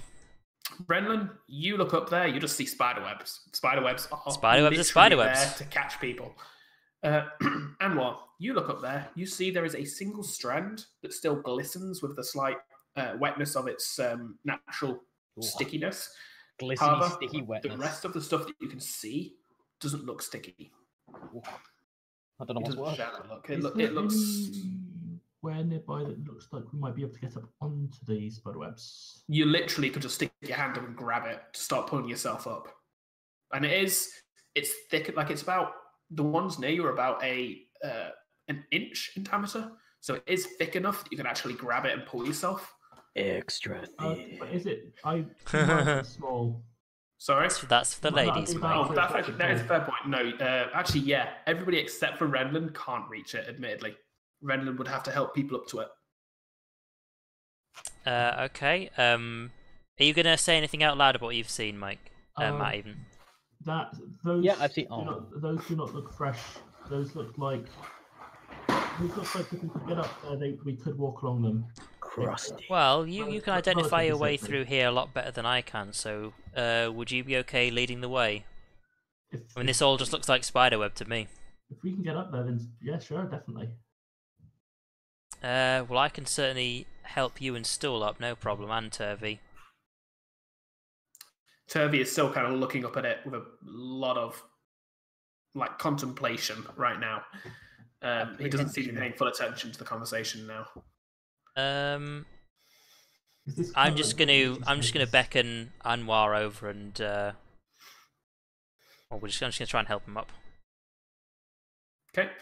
I will say you need to make me an athletics check, Anwar, with advantage because actually no, Renland's effectively allowing you to make this check, so it is just an athletics check. Okay. When was the last time we rested? I'm trying to remember if I have any of my spells. Oh my god! So That's actually a roll of 0. you basically you kind of you step down, put your hands out to give him basically a boost, planning on lifting him up like as high as you can to give him the reach. You just trip me over. However, he Anwar puts his foot on you but doesn't brace himself quite properly. So as you lift up, you're just lifting him, but his balance is still off, and you basically just flip him backwards as he falls and lands on his back with a little bit of a. Let me try something different, and then I'm gonna try and climb up myself. Roll athletics. How does one climb up themselves? Oh, jeez, I don't know what's with my rolls today. Mine started good and then went really downhill when it actually mattered. It might be DC 5. Possible. Is it a ladder? If it was a ladder, I think I would have rolled lower than that. We'd all be dead if it was a ladder. Trust me. Damn right.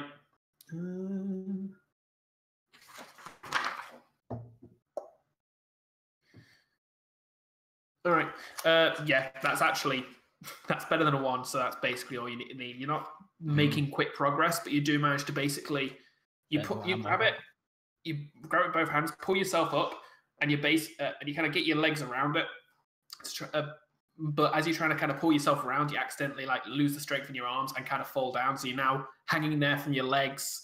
It takes you about a good 5 minutes to remedy this situation and finally twist your way. So you basically laid down on top of the first strand, kind of holding another strand to brace yourself.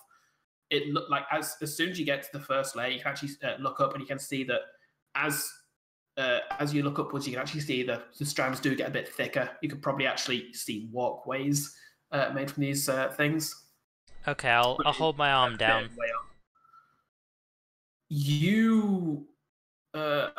Fair enough.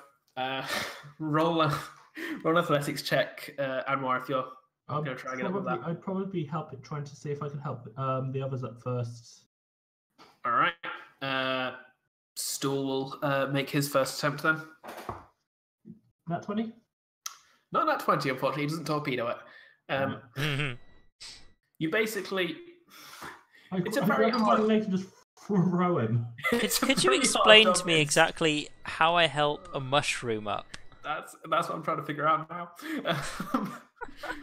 You basically get into a position where Anwar, you kind of like Stool is a very light being, fortunately, so you're able to kind of lift him up yourself and just lift him up on top of his head. Basically, reach down. Really hard to balance this, but you do manage to pull him up. Actively, just basically, you're doing the climbing for him here as you pull him up, and you kind of sit him on a few nearby strands. It's basically, at least until you get to the thicker strands above, you're basically going to be carrying Stool up. It's going to make climbing for you guys a little harder. Never isn't funny. And then I'll beckon Anwar. Anwar? I was going to help up both of the others first, just because I figure... You say both of the others, you're not... I get the feeling we're not going to be getting the ooze up here. Because anything he grabs onto is going to dissolve. For what it's worth, the ooze is kind of currently kind of bobbing in the water that you guys had come out of. Like he's not gone onto the little island you went on. Is he able to climb walls like the black puddings can? Double, are you able to climb walls? 2 seconds. I don't think he is. God damn it! I don't want to lose this guy. No, we need to take him. We need to take him with us. He is our friend, and we shall call him Snuffles, and we shall love him and feed him and take him on walks. It's just if we ever bring him up, he's just going to dissolve everything we bring on him. Like we'll be on a walkway, and he'll dissolve the walkway as we go. He just kind of bobs there in the water and says, "I don't think I can climb there." Well, my friend, you've been very helpful to us so far, and we would have got lost without you. But unfortunately, I think this is where we might have to say goodbye. Is there any way forwards on the level we're at the moment that could possibly lead to a way up? Not from where you can. Like the only way up that you can see right now is the webbing. Unfortunately, he does say, "That's a shame. I feel like I need to go that way. Maybe I will look for an alternative." Yes, that sounds smart. If you can take a route by the water, maybe we'll meet up again in the future. Where are you going? Oh. Where are you guys going? You're currently meeting Glory. We're heading to a place known as Gauntlegrim. This is the moment of, where are you going? Yeah, where the fuck are we going? No, I don't know where we're going. We were just moving because it seemed like the thing you should do. That doesn't sound right. Is there anywhere else up there? I don't know. All I know is we're supposed to be going to Gauntlegrim. I'm lost here as well.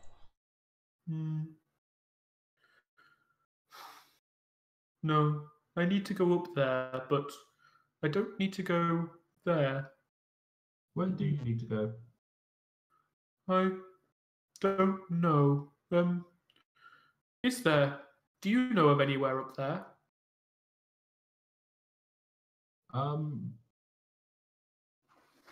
I've completely forgotten the name of the place now. Go on. Are you meaning your home settlement? Is Blingdenstone? Blingdenstone, like if he's just asking for other places up there that I know of Blingdenstone. He kind of stops a second, and there is almost a tone of recognition in his very dull voice as he says, yes, there. I think there. Don't know why though. Why? Do you know if your hometown is on the way to Gauntlegrim? I don't have a hometown. I would say that to Anwar, by the way. Oh, you're saying that to Anwar? Sorry. Yeah. You actually know that Blingdenstone is if you think of the Dark Lake, which was the big thing that you guys were on for a while, the Kuotoan town was on the southeast banks of that. The Gauntlegrim is on the west banks of that, and Blingdenstone is off the northwest of it. So the route you guys were taking was kind of a clockwise route along the southern kind of side of the lake towards the west. So technically, if you went past Gauntlegrim, you'd eventually get to Blingdenstone if you followed that route. So it's not on the way. His Blingdenstone isn't on the way to Gauntlegrim, but Gauntlegrim could be on the way to Blingdenstone. Yeah. I think Blingdenstone was one of the places where people were wanting to go.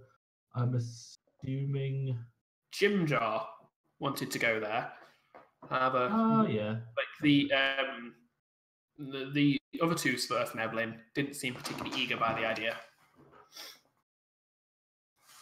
And, well, make of that as you will. That is... Make of it. That's the information as of so far, I believe.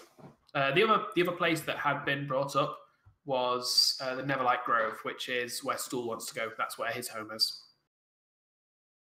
Right, so we've got to drop off a Stool. We've got to drop the kids off at the lake. Drop the kids off at the pool. Drop the kids off at the school? That's just overdoing it. Just sounds Yeah. out. That sounds bad out of context. It sounds bad in context. No, you're just dropping off at the stool so they can sit at the table and have their dinner. Well, What do the you think term is happening? dropping the kids off at the pool is a Yes, euphemism for yeah. pooping. Yeah. Has nothing to do with this though, Mike. well. Shut up. Oh, Shush. okay. So, is either of you coming up here or not? I am going to help Turvy to get up. Oh my? That's a It'll roll be Sean fine needs to Turvy. make. First. You have to actually actively get Turvy's attention before he turns to you, but he does, and he kind of nods his head and slowly makes his way up there. Again, this is the lesser of two evils for him. It very much seems, or the lesser of evils. But he does climb up there again using Renlin's hand to pull himself up. And for the sake of efficiency, we'll say that Anwar, eventually you manage to get up there as well. It takes a good 5-10 minutes with Renlin's first attempt. It takes about 15 minutes before you're actually all on the bottom layer of this webbing, and you've got a way to go. Like this is going to take a while. Yeah. At which point, you all hear a voice from above, and you hear 5 gold, and I'll make it easier for you. Oh, look who it is. Which one is that? That's not a voice you recognise. Is it not? He's not making a bet. Nope. He's offering services for payment. That's completely Yes, different. that is different things. Oh, I think Gamble Macbeth's a lot dead. No, well, You don't know what happened to Jim Jar. He just disappeared. In fact, you've not seen him since he was in a different crew to you anyhow. Well, yeah, but I'll shout up okay. and say, "Who goes there?" 5 gold and an easy way up. Considering how That's who goes there, Mr. Pointy Ears. At which like point all you can make a slippery perception check to see if you can see who's speaking. Advantage because he is talking. 12. For what it's worth, I'd be like full on. Yeah, sure, I'll go for that. 2 seconds, just need to get some stats up. Do I have 5 gold? Is the real question. 23 for perception, by the way. I'm not going to bother rolling again. Oh, Matt, you've got 5 gold. I've got gold. I'm fully willing to pay him, considering that at least 2 members of the party. Well, at least I've got very no upper body strength. Sorry, what did you get then, Brendan? You 12. don't see anything. You can't actually see where this voice is coming from. However, Anwar, you looking up see kind of held into place by an armful of webbings is actually I've got a token for this guy. But which screen you're putting him on? And I'll actually put them on my new battle map. And just a reminder, I said this battle map could be comparable to Kamar's brain. Actually, I'll Is just get it just basically a big circle? Current map. it's non-existent. Oh, of shit. course.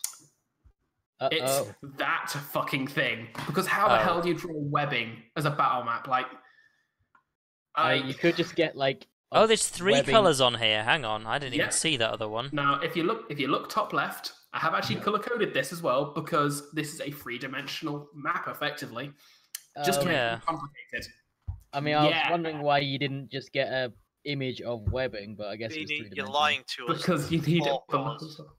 Sorry, there's 4. I'm It's colorblind. because I can see a grey line here. Oh, I put grey on I- originally and thought I can't see that. I don't- undid, but I guess it didn't undo it. Apologies, just ignore Lie. it. Oh shit! So there is. Lying. My okay, not that it really matters that much, but my map tool's correct. Uh, I'll be right back. yeah. Sorry, I can't really do much from this end. Yeah, you've disconnected, so you'll be all right. You'll be able to get back in. Okay, You so can see this fellow. View. yuck. Tools. Force players. Certain players on current view. Can you guys see that well enough? Yeah, What the hell is that? That don't know what that is is though. a goblin. Make sure you can't. Currently. I think this is the first goblin I've encountered in any 5th edition campaign.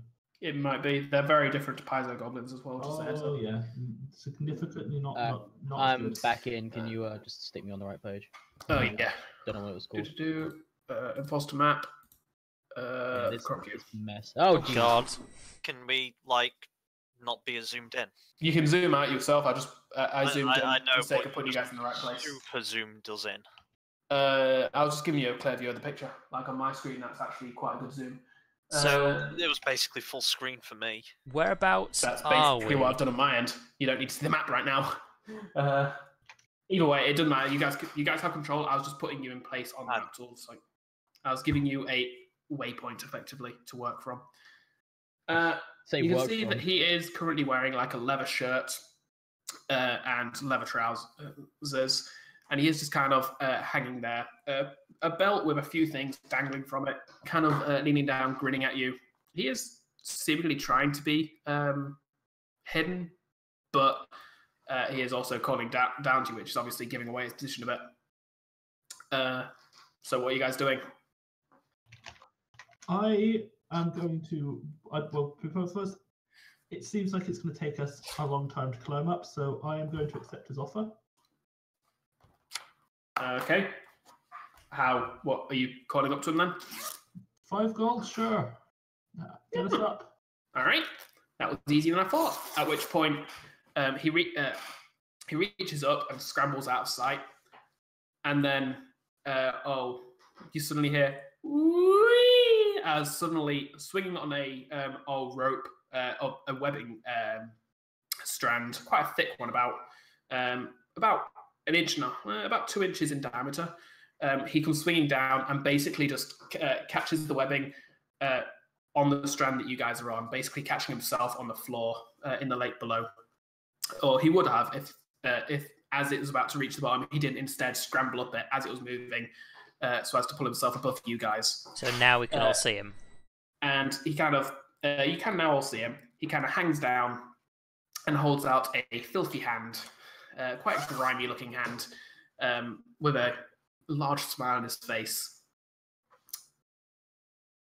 All right, money please. Hang on, can I see if he's legit in basically what he's saying? Is it like if he accepts the money, is he intending to help us or what? Or has he got like a grinning looks like I'll just take the money and run off like kind of thing? You get the idea that what he's done in lowering this rope effectively makes it easier for you. Like you've now got a stable rope as opposed to climbing up this framework. It'd be a lot easier to climb using the rope itself. Yep. He's lowered the rope for us. He's done his job already. Yeah, he's done what we asked him. I hand him 5 gold pieces. He takes that, takes one of them, puts it in his teeth, and puts it in his belt pouch. How many of his teeth fall out? None, but you do see that his teeth are quite nasty, and actually no, they're. Oh, that's nasty. Yeah, they're not nice. And he does just kind of smile at you and says, "Good doing business with you. You new to the webs?" Yes, we are. In fact, we could offer you some extra money if you could help us on our trip to Gauntlgrim. You could lead us the safe and correct route all the way as far as you can. Then there's something else in here for you. I mean, take a bit of money to get us out of this, to get us out of our nice new playground. But I mean, if it's enough, then I'll be willing to take you all the way to that dwarf hold. Or if you're not got enough, I'd be willing to take you to the just the edges of the webs for a lower amount. Oh, also, just 1 second, spider bait, get down there. At which point you hear spider bait. Okay, and again, now coming down another of the webs, you actually see actively skidding, almost like he is like skating or surfing along the webbing, is another goblin. And if you'll let me just grab the token for that one. Spider bait. I refuse. Boop. He's next to Yuck Yuck. He's a gigantic question. Oh my god. He's about half a foot bigger than his pal. He's been stretched. If a hammerhead shark and a goblin made love, then that's what they'd make. It reminds me of the guy off of Pocahontas. Doesn't look like love. That looks like some hate fucking right there happened. As he arrives, he says, "Okay, Yuck Yuck, you found some and Yuck Yuck shouts up, "Yep, found some employers. Good gains, good meaningful gains here. So what's the funds we're talking about here? Come on, let's talk gold. Shinies, please." How much would it cost for you to get us to the edge of the Silken Pass in the general direction of Gauntle Grim? How much is it worth to you? That's a very good question.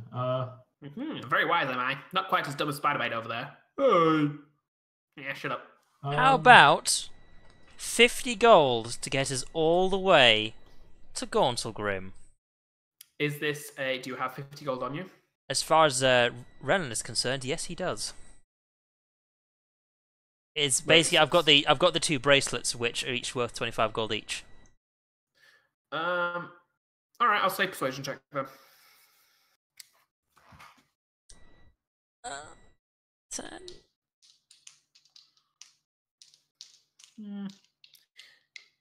Don't look like you have much on.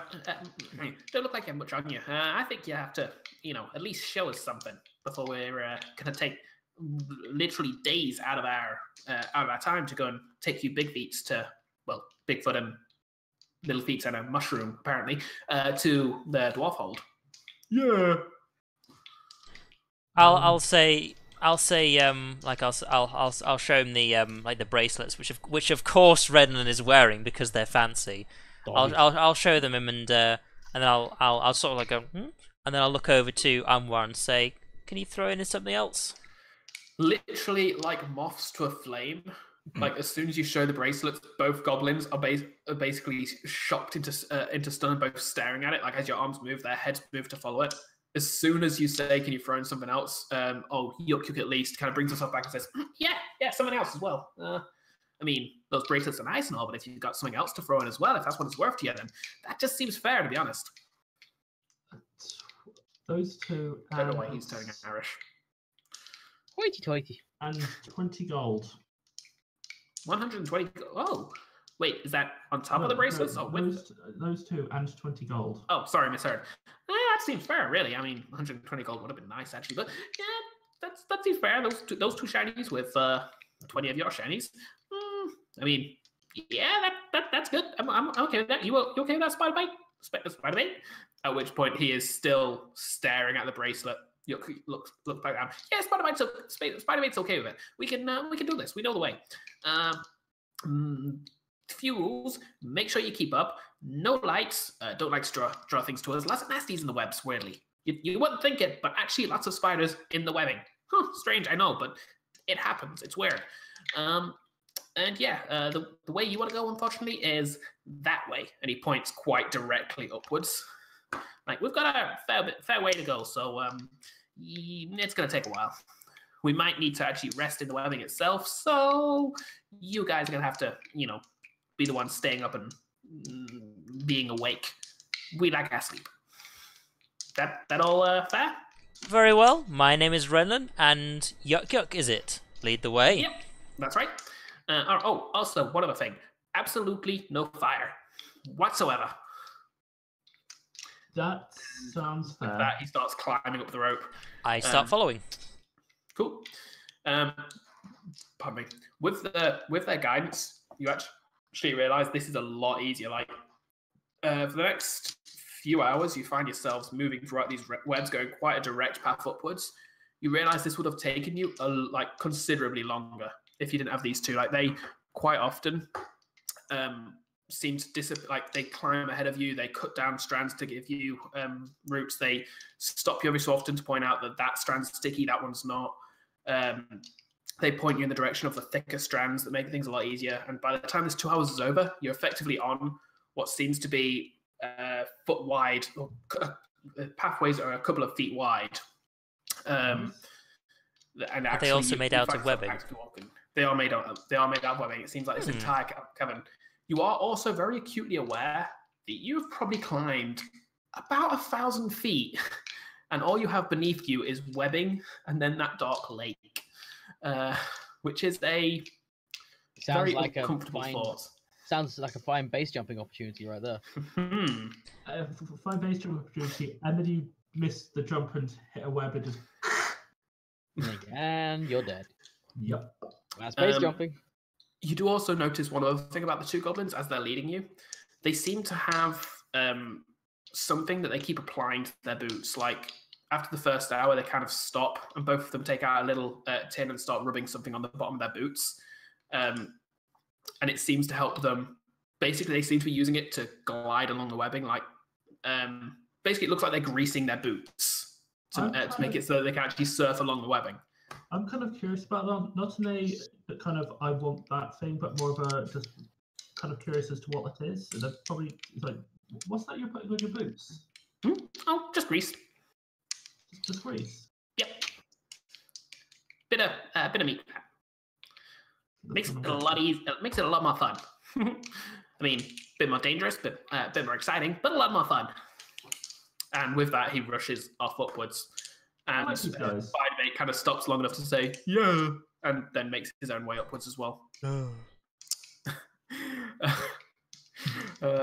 Sorry, I love this stereotype. What the fuck did I just get back to? After... Blatant racism, Mike. Blatant racism. Oh, I'm sad I missed it.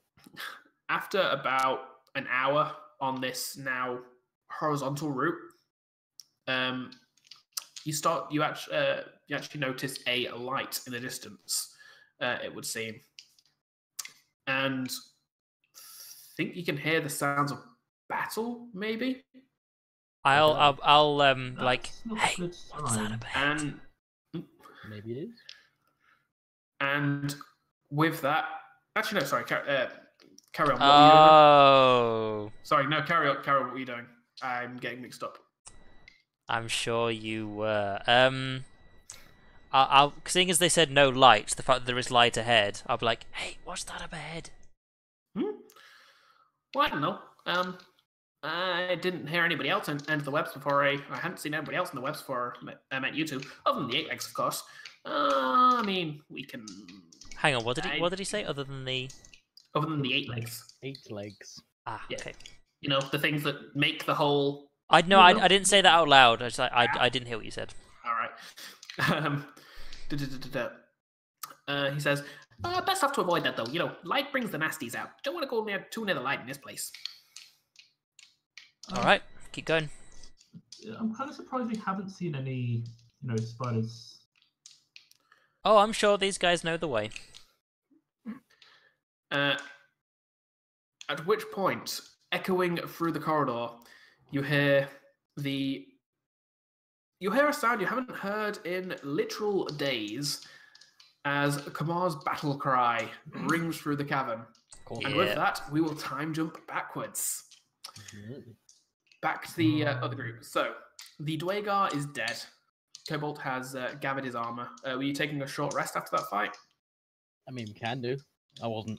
I say I could use a bit of time to repair this armor to make it serviceable and usable. I mean, sure. Since you're doing that, have been marching all day, so sure. So I assume we've been going for a little bit at this point. So we'll say that you take about 40 minutes to do your ritual and fix the armor, then don it. And that was plate armor, wasn't it? Yeah, you do require a bit of help to don the armor, but you've got people maybe flint quite easy. So, also, for what it's worth, this does mean I now move slower. Oh, drop the strength. I only have 14 strength. Strength 15. What's your AC, Phil? My AC will now be because I've not put on the magic dude stuff for today. It will be 18 from the plate, 2 from the shield, 20, and 1 from being a warforged, so 21. So 19 or 21? 19 or 21. 19 without your shield, 21 with your shield. But if you want what it's going to be going forward, it'll be 20 or 22. because obviously I'll be making that armor. Well, my goddamn. +1. Oh, but you have to when you take a long rest, don't you? But I have to do it when I do a long rest. Yeah. So I So don't for the sake I of don't this get day, it like today. remind me after your long rest. I'll Like, try. Just for the sake, I'll try and remember But as yeah, well. But just so you're aware, obviously it is going to go up a little bit more. yep, that's fine. So, yeah. So what? You guys finished your short rest. What are you doing? I'm reminding myself what channel divinity does. That's fair. In character, obviously. Of course. You're actually currently So- questioning Dawnbringer, who's more intelligent to you. What does this ability online do? Oh, well, actually, you'll see it basically. And she describes it to you. Wow, I really Um, won the lottery with you, didn't I? One in a million, come on. I'll say we should follow this Dwagar's footprints. Perhaps we may find the elf he was disagreeing with. I mean, I guess.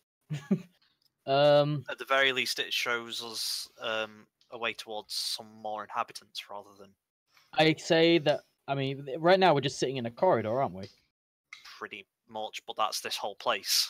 Well, yeah, but what I mean is there's no alternative options. It's forward there or is. backwards. Again, right. the area you're in is very maze-like. It is lots of interconnecting tunnels. Like you could Right, quite okay. easily ignore this Dwagar's footsteps if you wanted to. I mean, we've got no better choices. Like we don't really know where we're going. So onwards, forwards, through the one path that we have remaining, Okay. Maybe be quiet. and then light my sword as bright as it will go. March No, onwards, my friends. I- I start marching.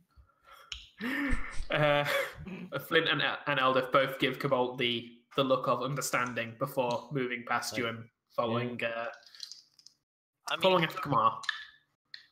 I just kind of like mutter more to myself than anything. Like, I like light. I need it to see, but there's just a point of idiocy to it. You're referring to me or what I'm doing? What you're doing. It could be both. Could be both. Also, well, yes.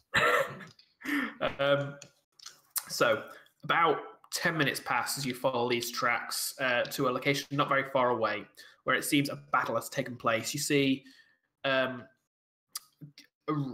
a wreckage of Dwagar corpses filling a small cavern. Good. Around them, you can also see about 2 or 3 drow corpses. Can't make out many of them.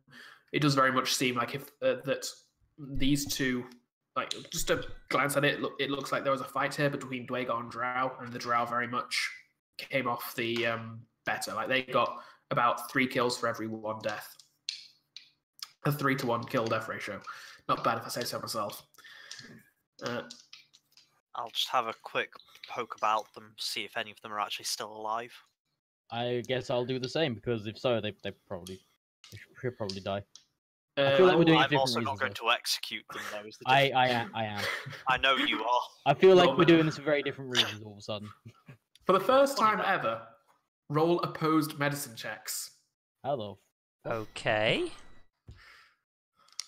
What the shit is my? This is not a thing I should roll. Well, good luck with that one. What the fuck is my medicine? Yeah, Wisdom. unsurprisingly, I'm not proficient in that, so it's just a straight d20 for me. So yeah, I can't beat you. It's a straight d20. So yeah, 5. There you go. I didn't nat 1 it. That's about it. Going through them quite early on, Kamar, you're fairly sure that one of the Drow is alive. You're fairly sure he's moving, and then you just realise that you keep leaning over him, and to look at his wound, and every time you do, you accidentally kick him, and it causes him to move. And it looks like he's breathing, but he's not. It's a very awkward situation. I stab him. You say accidental. I stab him several times. That's fair. Cobalt, you kind of go around. I'm a little distracted because he keeps moving when I stab him. You Because my notice axe that sped his nervous system. Sorry. look around. I get the reference. It's a good reference. You see that there is a Lord of the Rings like the Dwagar are reference. the mortal wounds on them for the most part are very fine, very like precise cuts. It is very obvious that the drow did it, and the same with the drow. It's the wounds are very reminiscent of the weapons that you see by the Dwagar. Much heavier, much like even the axes they use basically hit and they bring a lot of blunt into it as well, cracking the bones around the impact. You do notice, however, that there are a few, maybe 2 or 3, one of the drow and 2 of the Dwagar, that the more like the weapon wounds look like they may have been enough to down them and eventually kill them, but it looks like each of them has basically a fairly nasty cracked skull, like half the skull is basically cracked away for each of them, as if somebody has basically taken their head and rammed it against the rocks several times. Was it me? You haven't seen Komodo, like he's currently stabbing a drow, but he's not slamming their heads against the wall. I'll just Flint and Elder are both walking through the room, kind of keeping pace with you, and both spitting every so often at the corpses. Am I certain the one I'm stabbing is dead yet? You're pretty sure there's no way it just moved. Ah, shit, keep stabbing. Yeah. I'll describe. Fucker won't die. I'll describe what I'm seeing to the others, just so they're aware of what's happened. But I'll also say we should perhaps be on the lookout. It's not common for a battlefield to be left with no survivors. There's one right here. Keep I stabbing. mean, and this is Eldith. I think we saw the survivor. And however, one thing that isn't common down here is a battlefield being left alone for long. There's a lot of carrion creatures down here. We probably don't want to be around this stench much longer, or something nasty is likely to find them. I agree. We should do a quick search, see if they have anything worthwhile, and move on. Agreed. And both her and Flint move about, start going through the pockets and stuff. I will also search. Okay. Which is... Is this very obvious undead dead yet? I mean, eventually you manage to stab it, and pulling your blade out doesn't cause the body to move. It's weird, but it might actually be dead. Okay, I sit down to take a breather, because goddamn, I just saved everybody. All right, the drow zombie. Dangerous. Shit. Um, Sit down and I take a breather. You kind of take a breather, and at this point kind of look up and realize that the rest of the group is basically going around looting the bodies. Have you no respect for the dead? I actually noticeably stop, stare at him and go, you were just desecrating a corpse. It moved. You kind of look left to the drow, which has about 20 piercing holes in it from your blade alone. Kind of look back up to Cobalt. It moved. It's a corpse. It did no such thing. I don't know. Technically, The dead have no use for their possessions. I give a disagreeing sigh and continue on with my breather. So, between you, you manage to find about 100 gold pieces worth of coinage. For the most part, all of this comes from the Dwagar.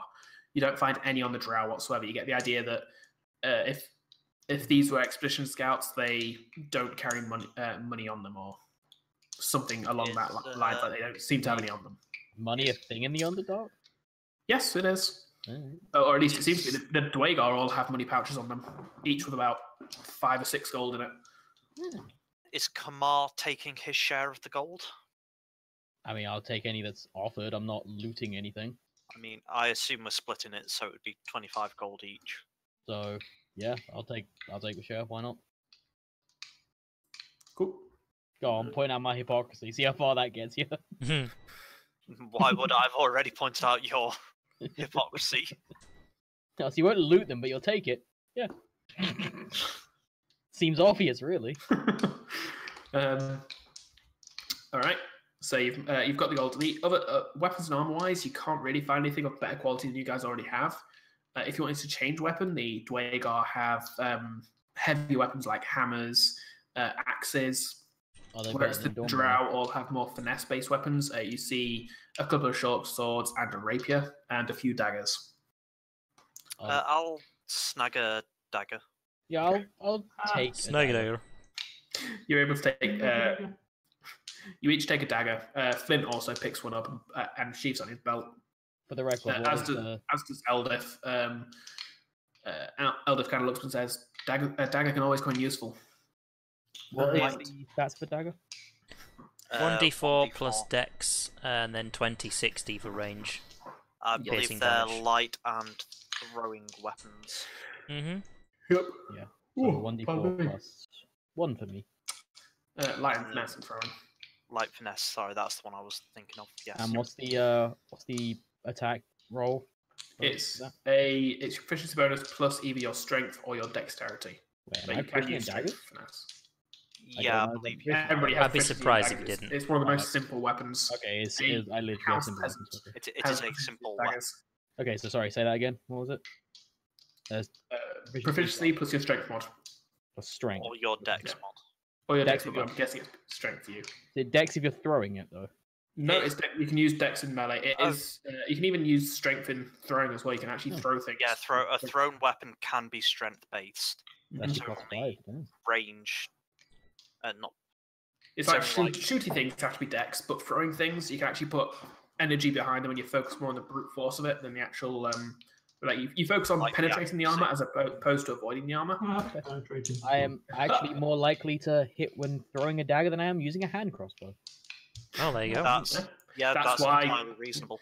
That's why throwing axes and things like that are a thing for a lot of fighters. Like There's a reason I yeah, have big. 4 daggers on me, put it that way. Have you just tried lobbing it really hard? No, I haven't. Oh, it works. That sounds like something Goku would say. Yeah. All right. So, what are you guys doing? Continuing on, I guess. About Keeping an a hour. lookout. About an hour passes. There is no blood trail past this area. It seems like the Dwagar with all the blood had gone down the corridor that you had come from, effectively. But the further out from this room, you can't see any signs of it. In fact, after turning a corner about a minute in, it's blocked from view, and you wouldn't know it was there. Like it'd be quite a shock going around the corner from the other route to see it. You carry on for maybe an hour or so, and you start to notice that the walls or the roof starts to heighten and then just seems to disappear into darkness completely, like steepening like a cliff almost. And ahead of you is a very strange sight. You can see that the pathway kind of continues, although it narrows, and it seems to. At first, it almost looks like it blends into a new material, but then you see that it's actually just a new material that's kind of stuck onto the ground. It looks like a very large strand of webbing, about 3 feet wide. Okay. It's turning into spider webbing. Strange that. Hmm. That is strange. Who'd have thought? We Surely do not recognize thought. this, I did have this planned.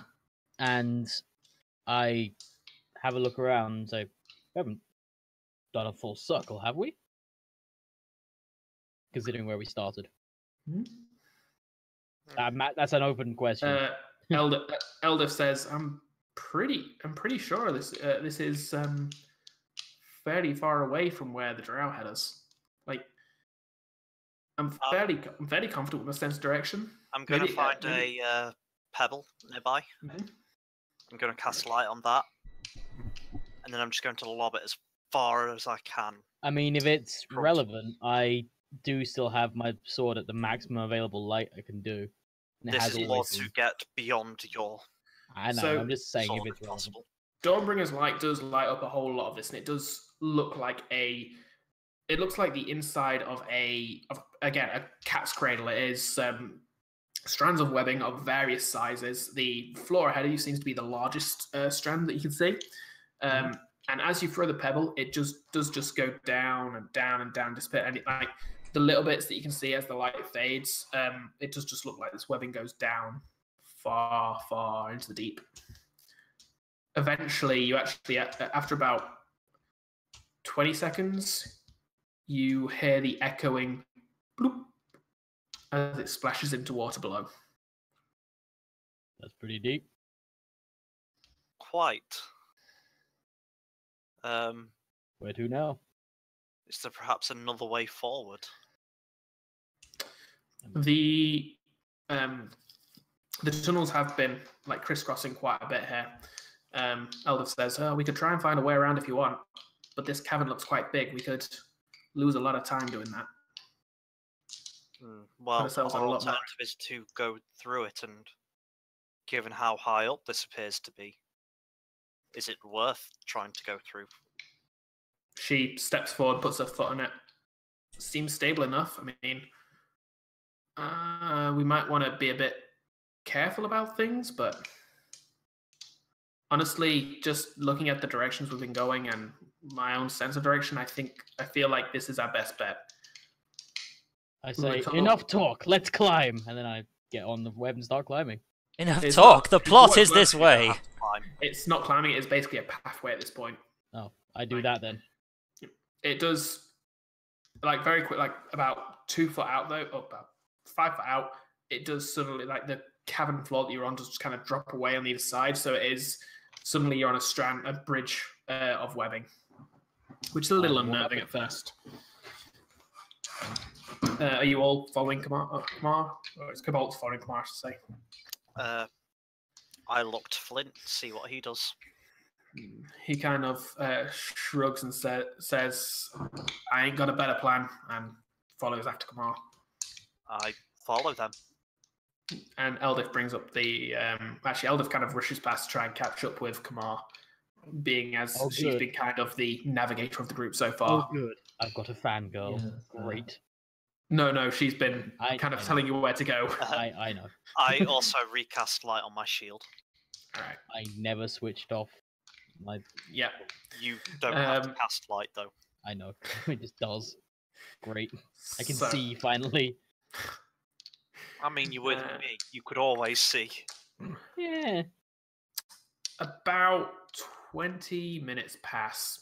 You find yourselves in this time a few times having to climb from one strand to another, passing over various things. Like, quite often you'll find yourselves basically, think like a rope bridge where you've got strands on either side to kind of hold onto with your hands whilst you're walking along a thinner strand. Like, you do that a few times.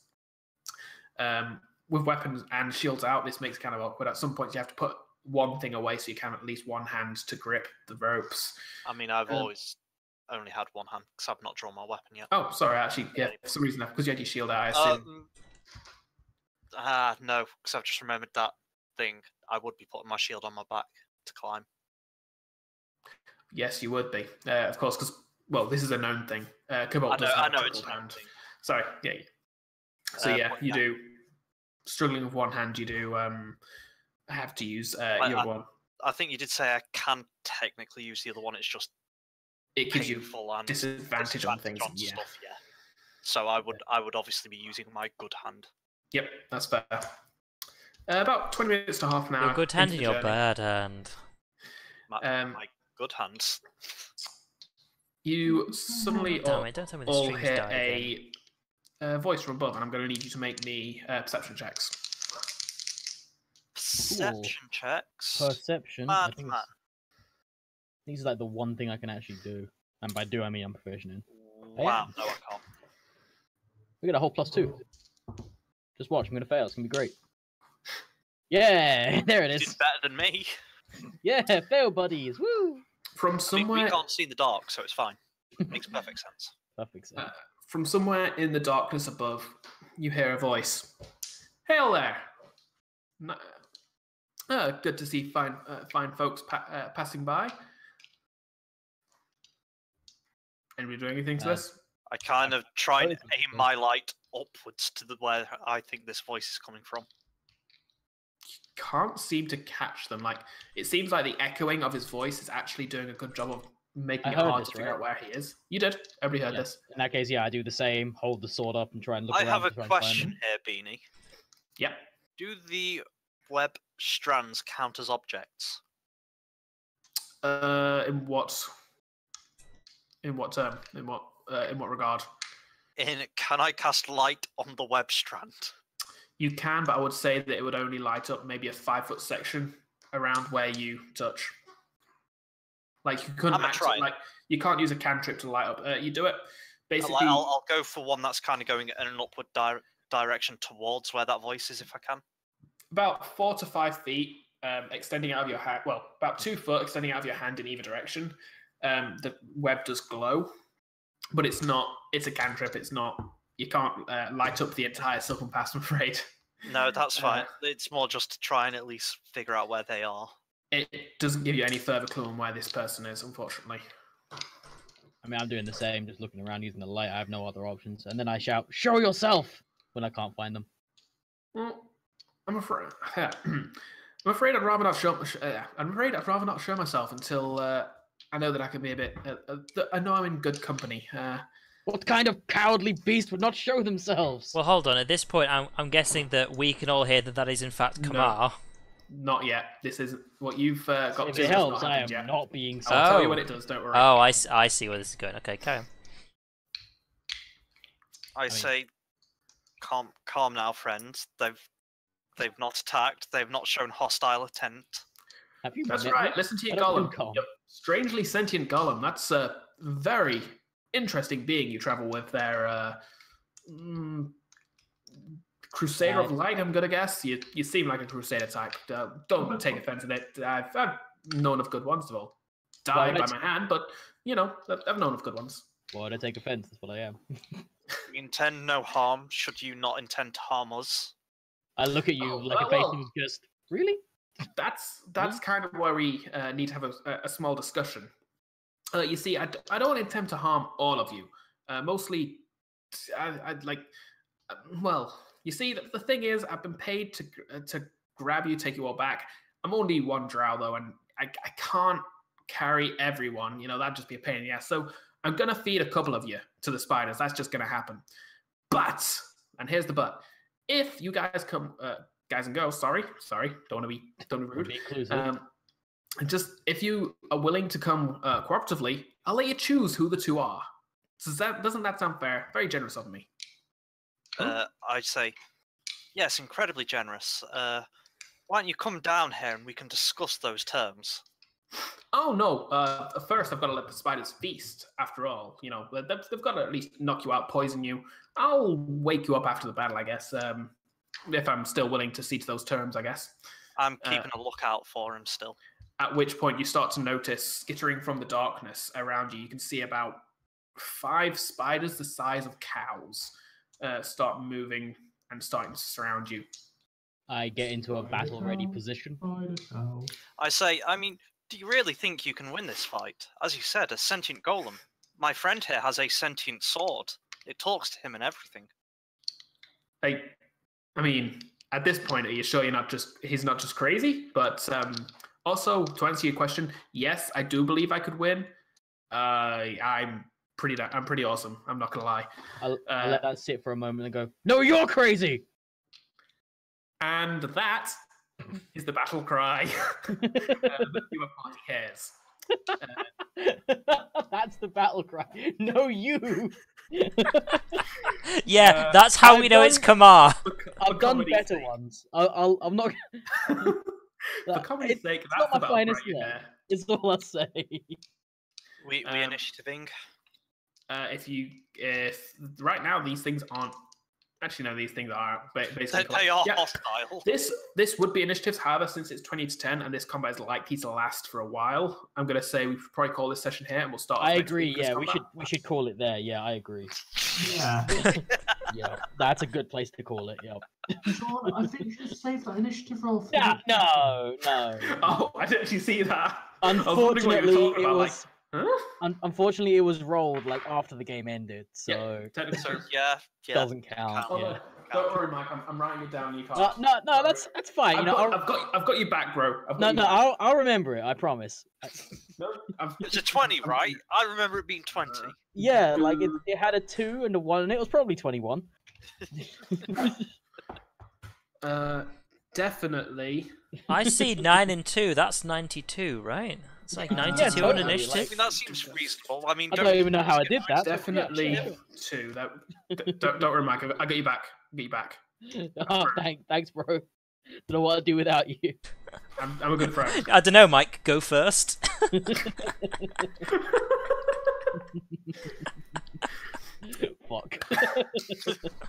True. Oh, you did!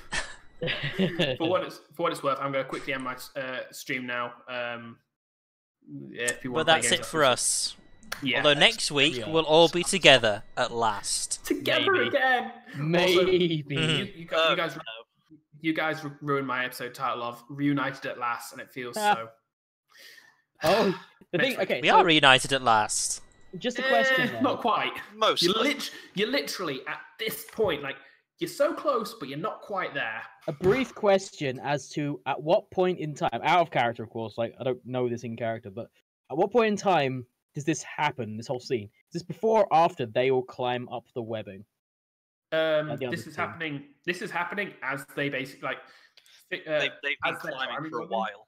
Right, because I've got They a were on a horizontal path. all right, because I've got an escape plan, which would probably screw that up if it happened before. I know exactly. I what think there's it something is. important you guys are missing. What's that? XP. Yeah. No, I did mention this a moment ago. I will just. Thanks for watching, folks. I'm ending my stream now. Professional. There we go. Cool. Super XP. professional. I'm going to do the Oh, you don't XP wanna bit get the and then XP that'll be in the end the of my stream? stream. But for those of you who've been watching, It's not that's really basically the big. end of the session for now. But we'll get the XP in just at the I will end. say wanna see how that much XP I Renlund get. and Anwar both get a inspiration for negotiating with Yuk Yuk and Spiderbait. I'll Yeah. say that Cabal and Kamar both also get an inspiration for dealing with the insane Dwagar. One thing we can do but with you also inspiration get a dice little bit of is XP. roll as a d20 for XP. Hooray. Technically, he was a mishmash of multiple stat blocks, so we'll say he was challenge rank 2, which means that you get 90 XP each. No. Sorry, I'm being an idiot. You get 115 XP each. 115. What about me and Matt? You got inspiration dice, but you didn't have any full-on encounters this session. Yep. That Oh, will so actually, I got my 6 XP, okay. Well, yeah, but bear in mind, you're actually ahead of them in XP right now. Or at least you were last week, so I'm assuming you should still be. Well, I what literally are you just guys asked on a now? question. Redlet is. I Redlet is. Yeah. You're not I- because you're Yeah, following my that's- standard that's changing right, character yeah. rules. So, what are I- Phil and Mike on right now? 1850. Yeah, so no, we're still ahead. I was on 1835, and then how much did I get? Sorry, 115. 15. 115. So I'm on 1950. Oh, so Mike is now furthest ahead. Well, considering that one of their group is behind you, one of them is ahead, I'm actually going to count that as very well balanced by me and totally done on purpose. I'm Yeah, at 425. intentionally. Well, the difference between the You two are, isn't actually again, that much. You're low, Matt, Yeah, because you I changed know, I characters. That happens. But yes, You've that's also XP. got- So you're also thank you fairly everyone for rich watching, in the rest of the and characters, I'll just see you from- guys I mean, like, next money week. wise, I I- know. The next I stream actually will don't think be I have any money. Monday, 8 p.m. GMT, You Killing got Floor 2. 25 So gold see you then. now. Oh, now I do. Yeah.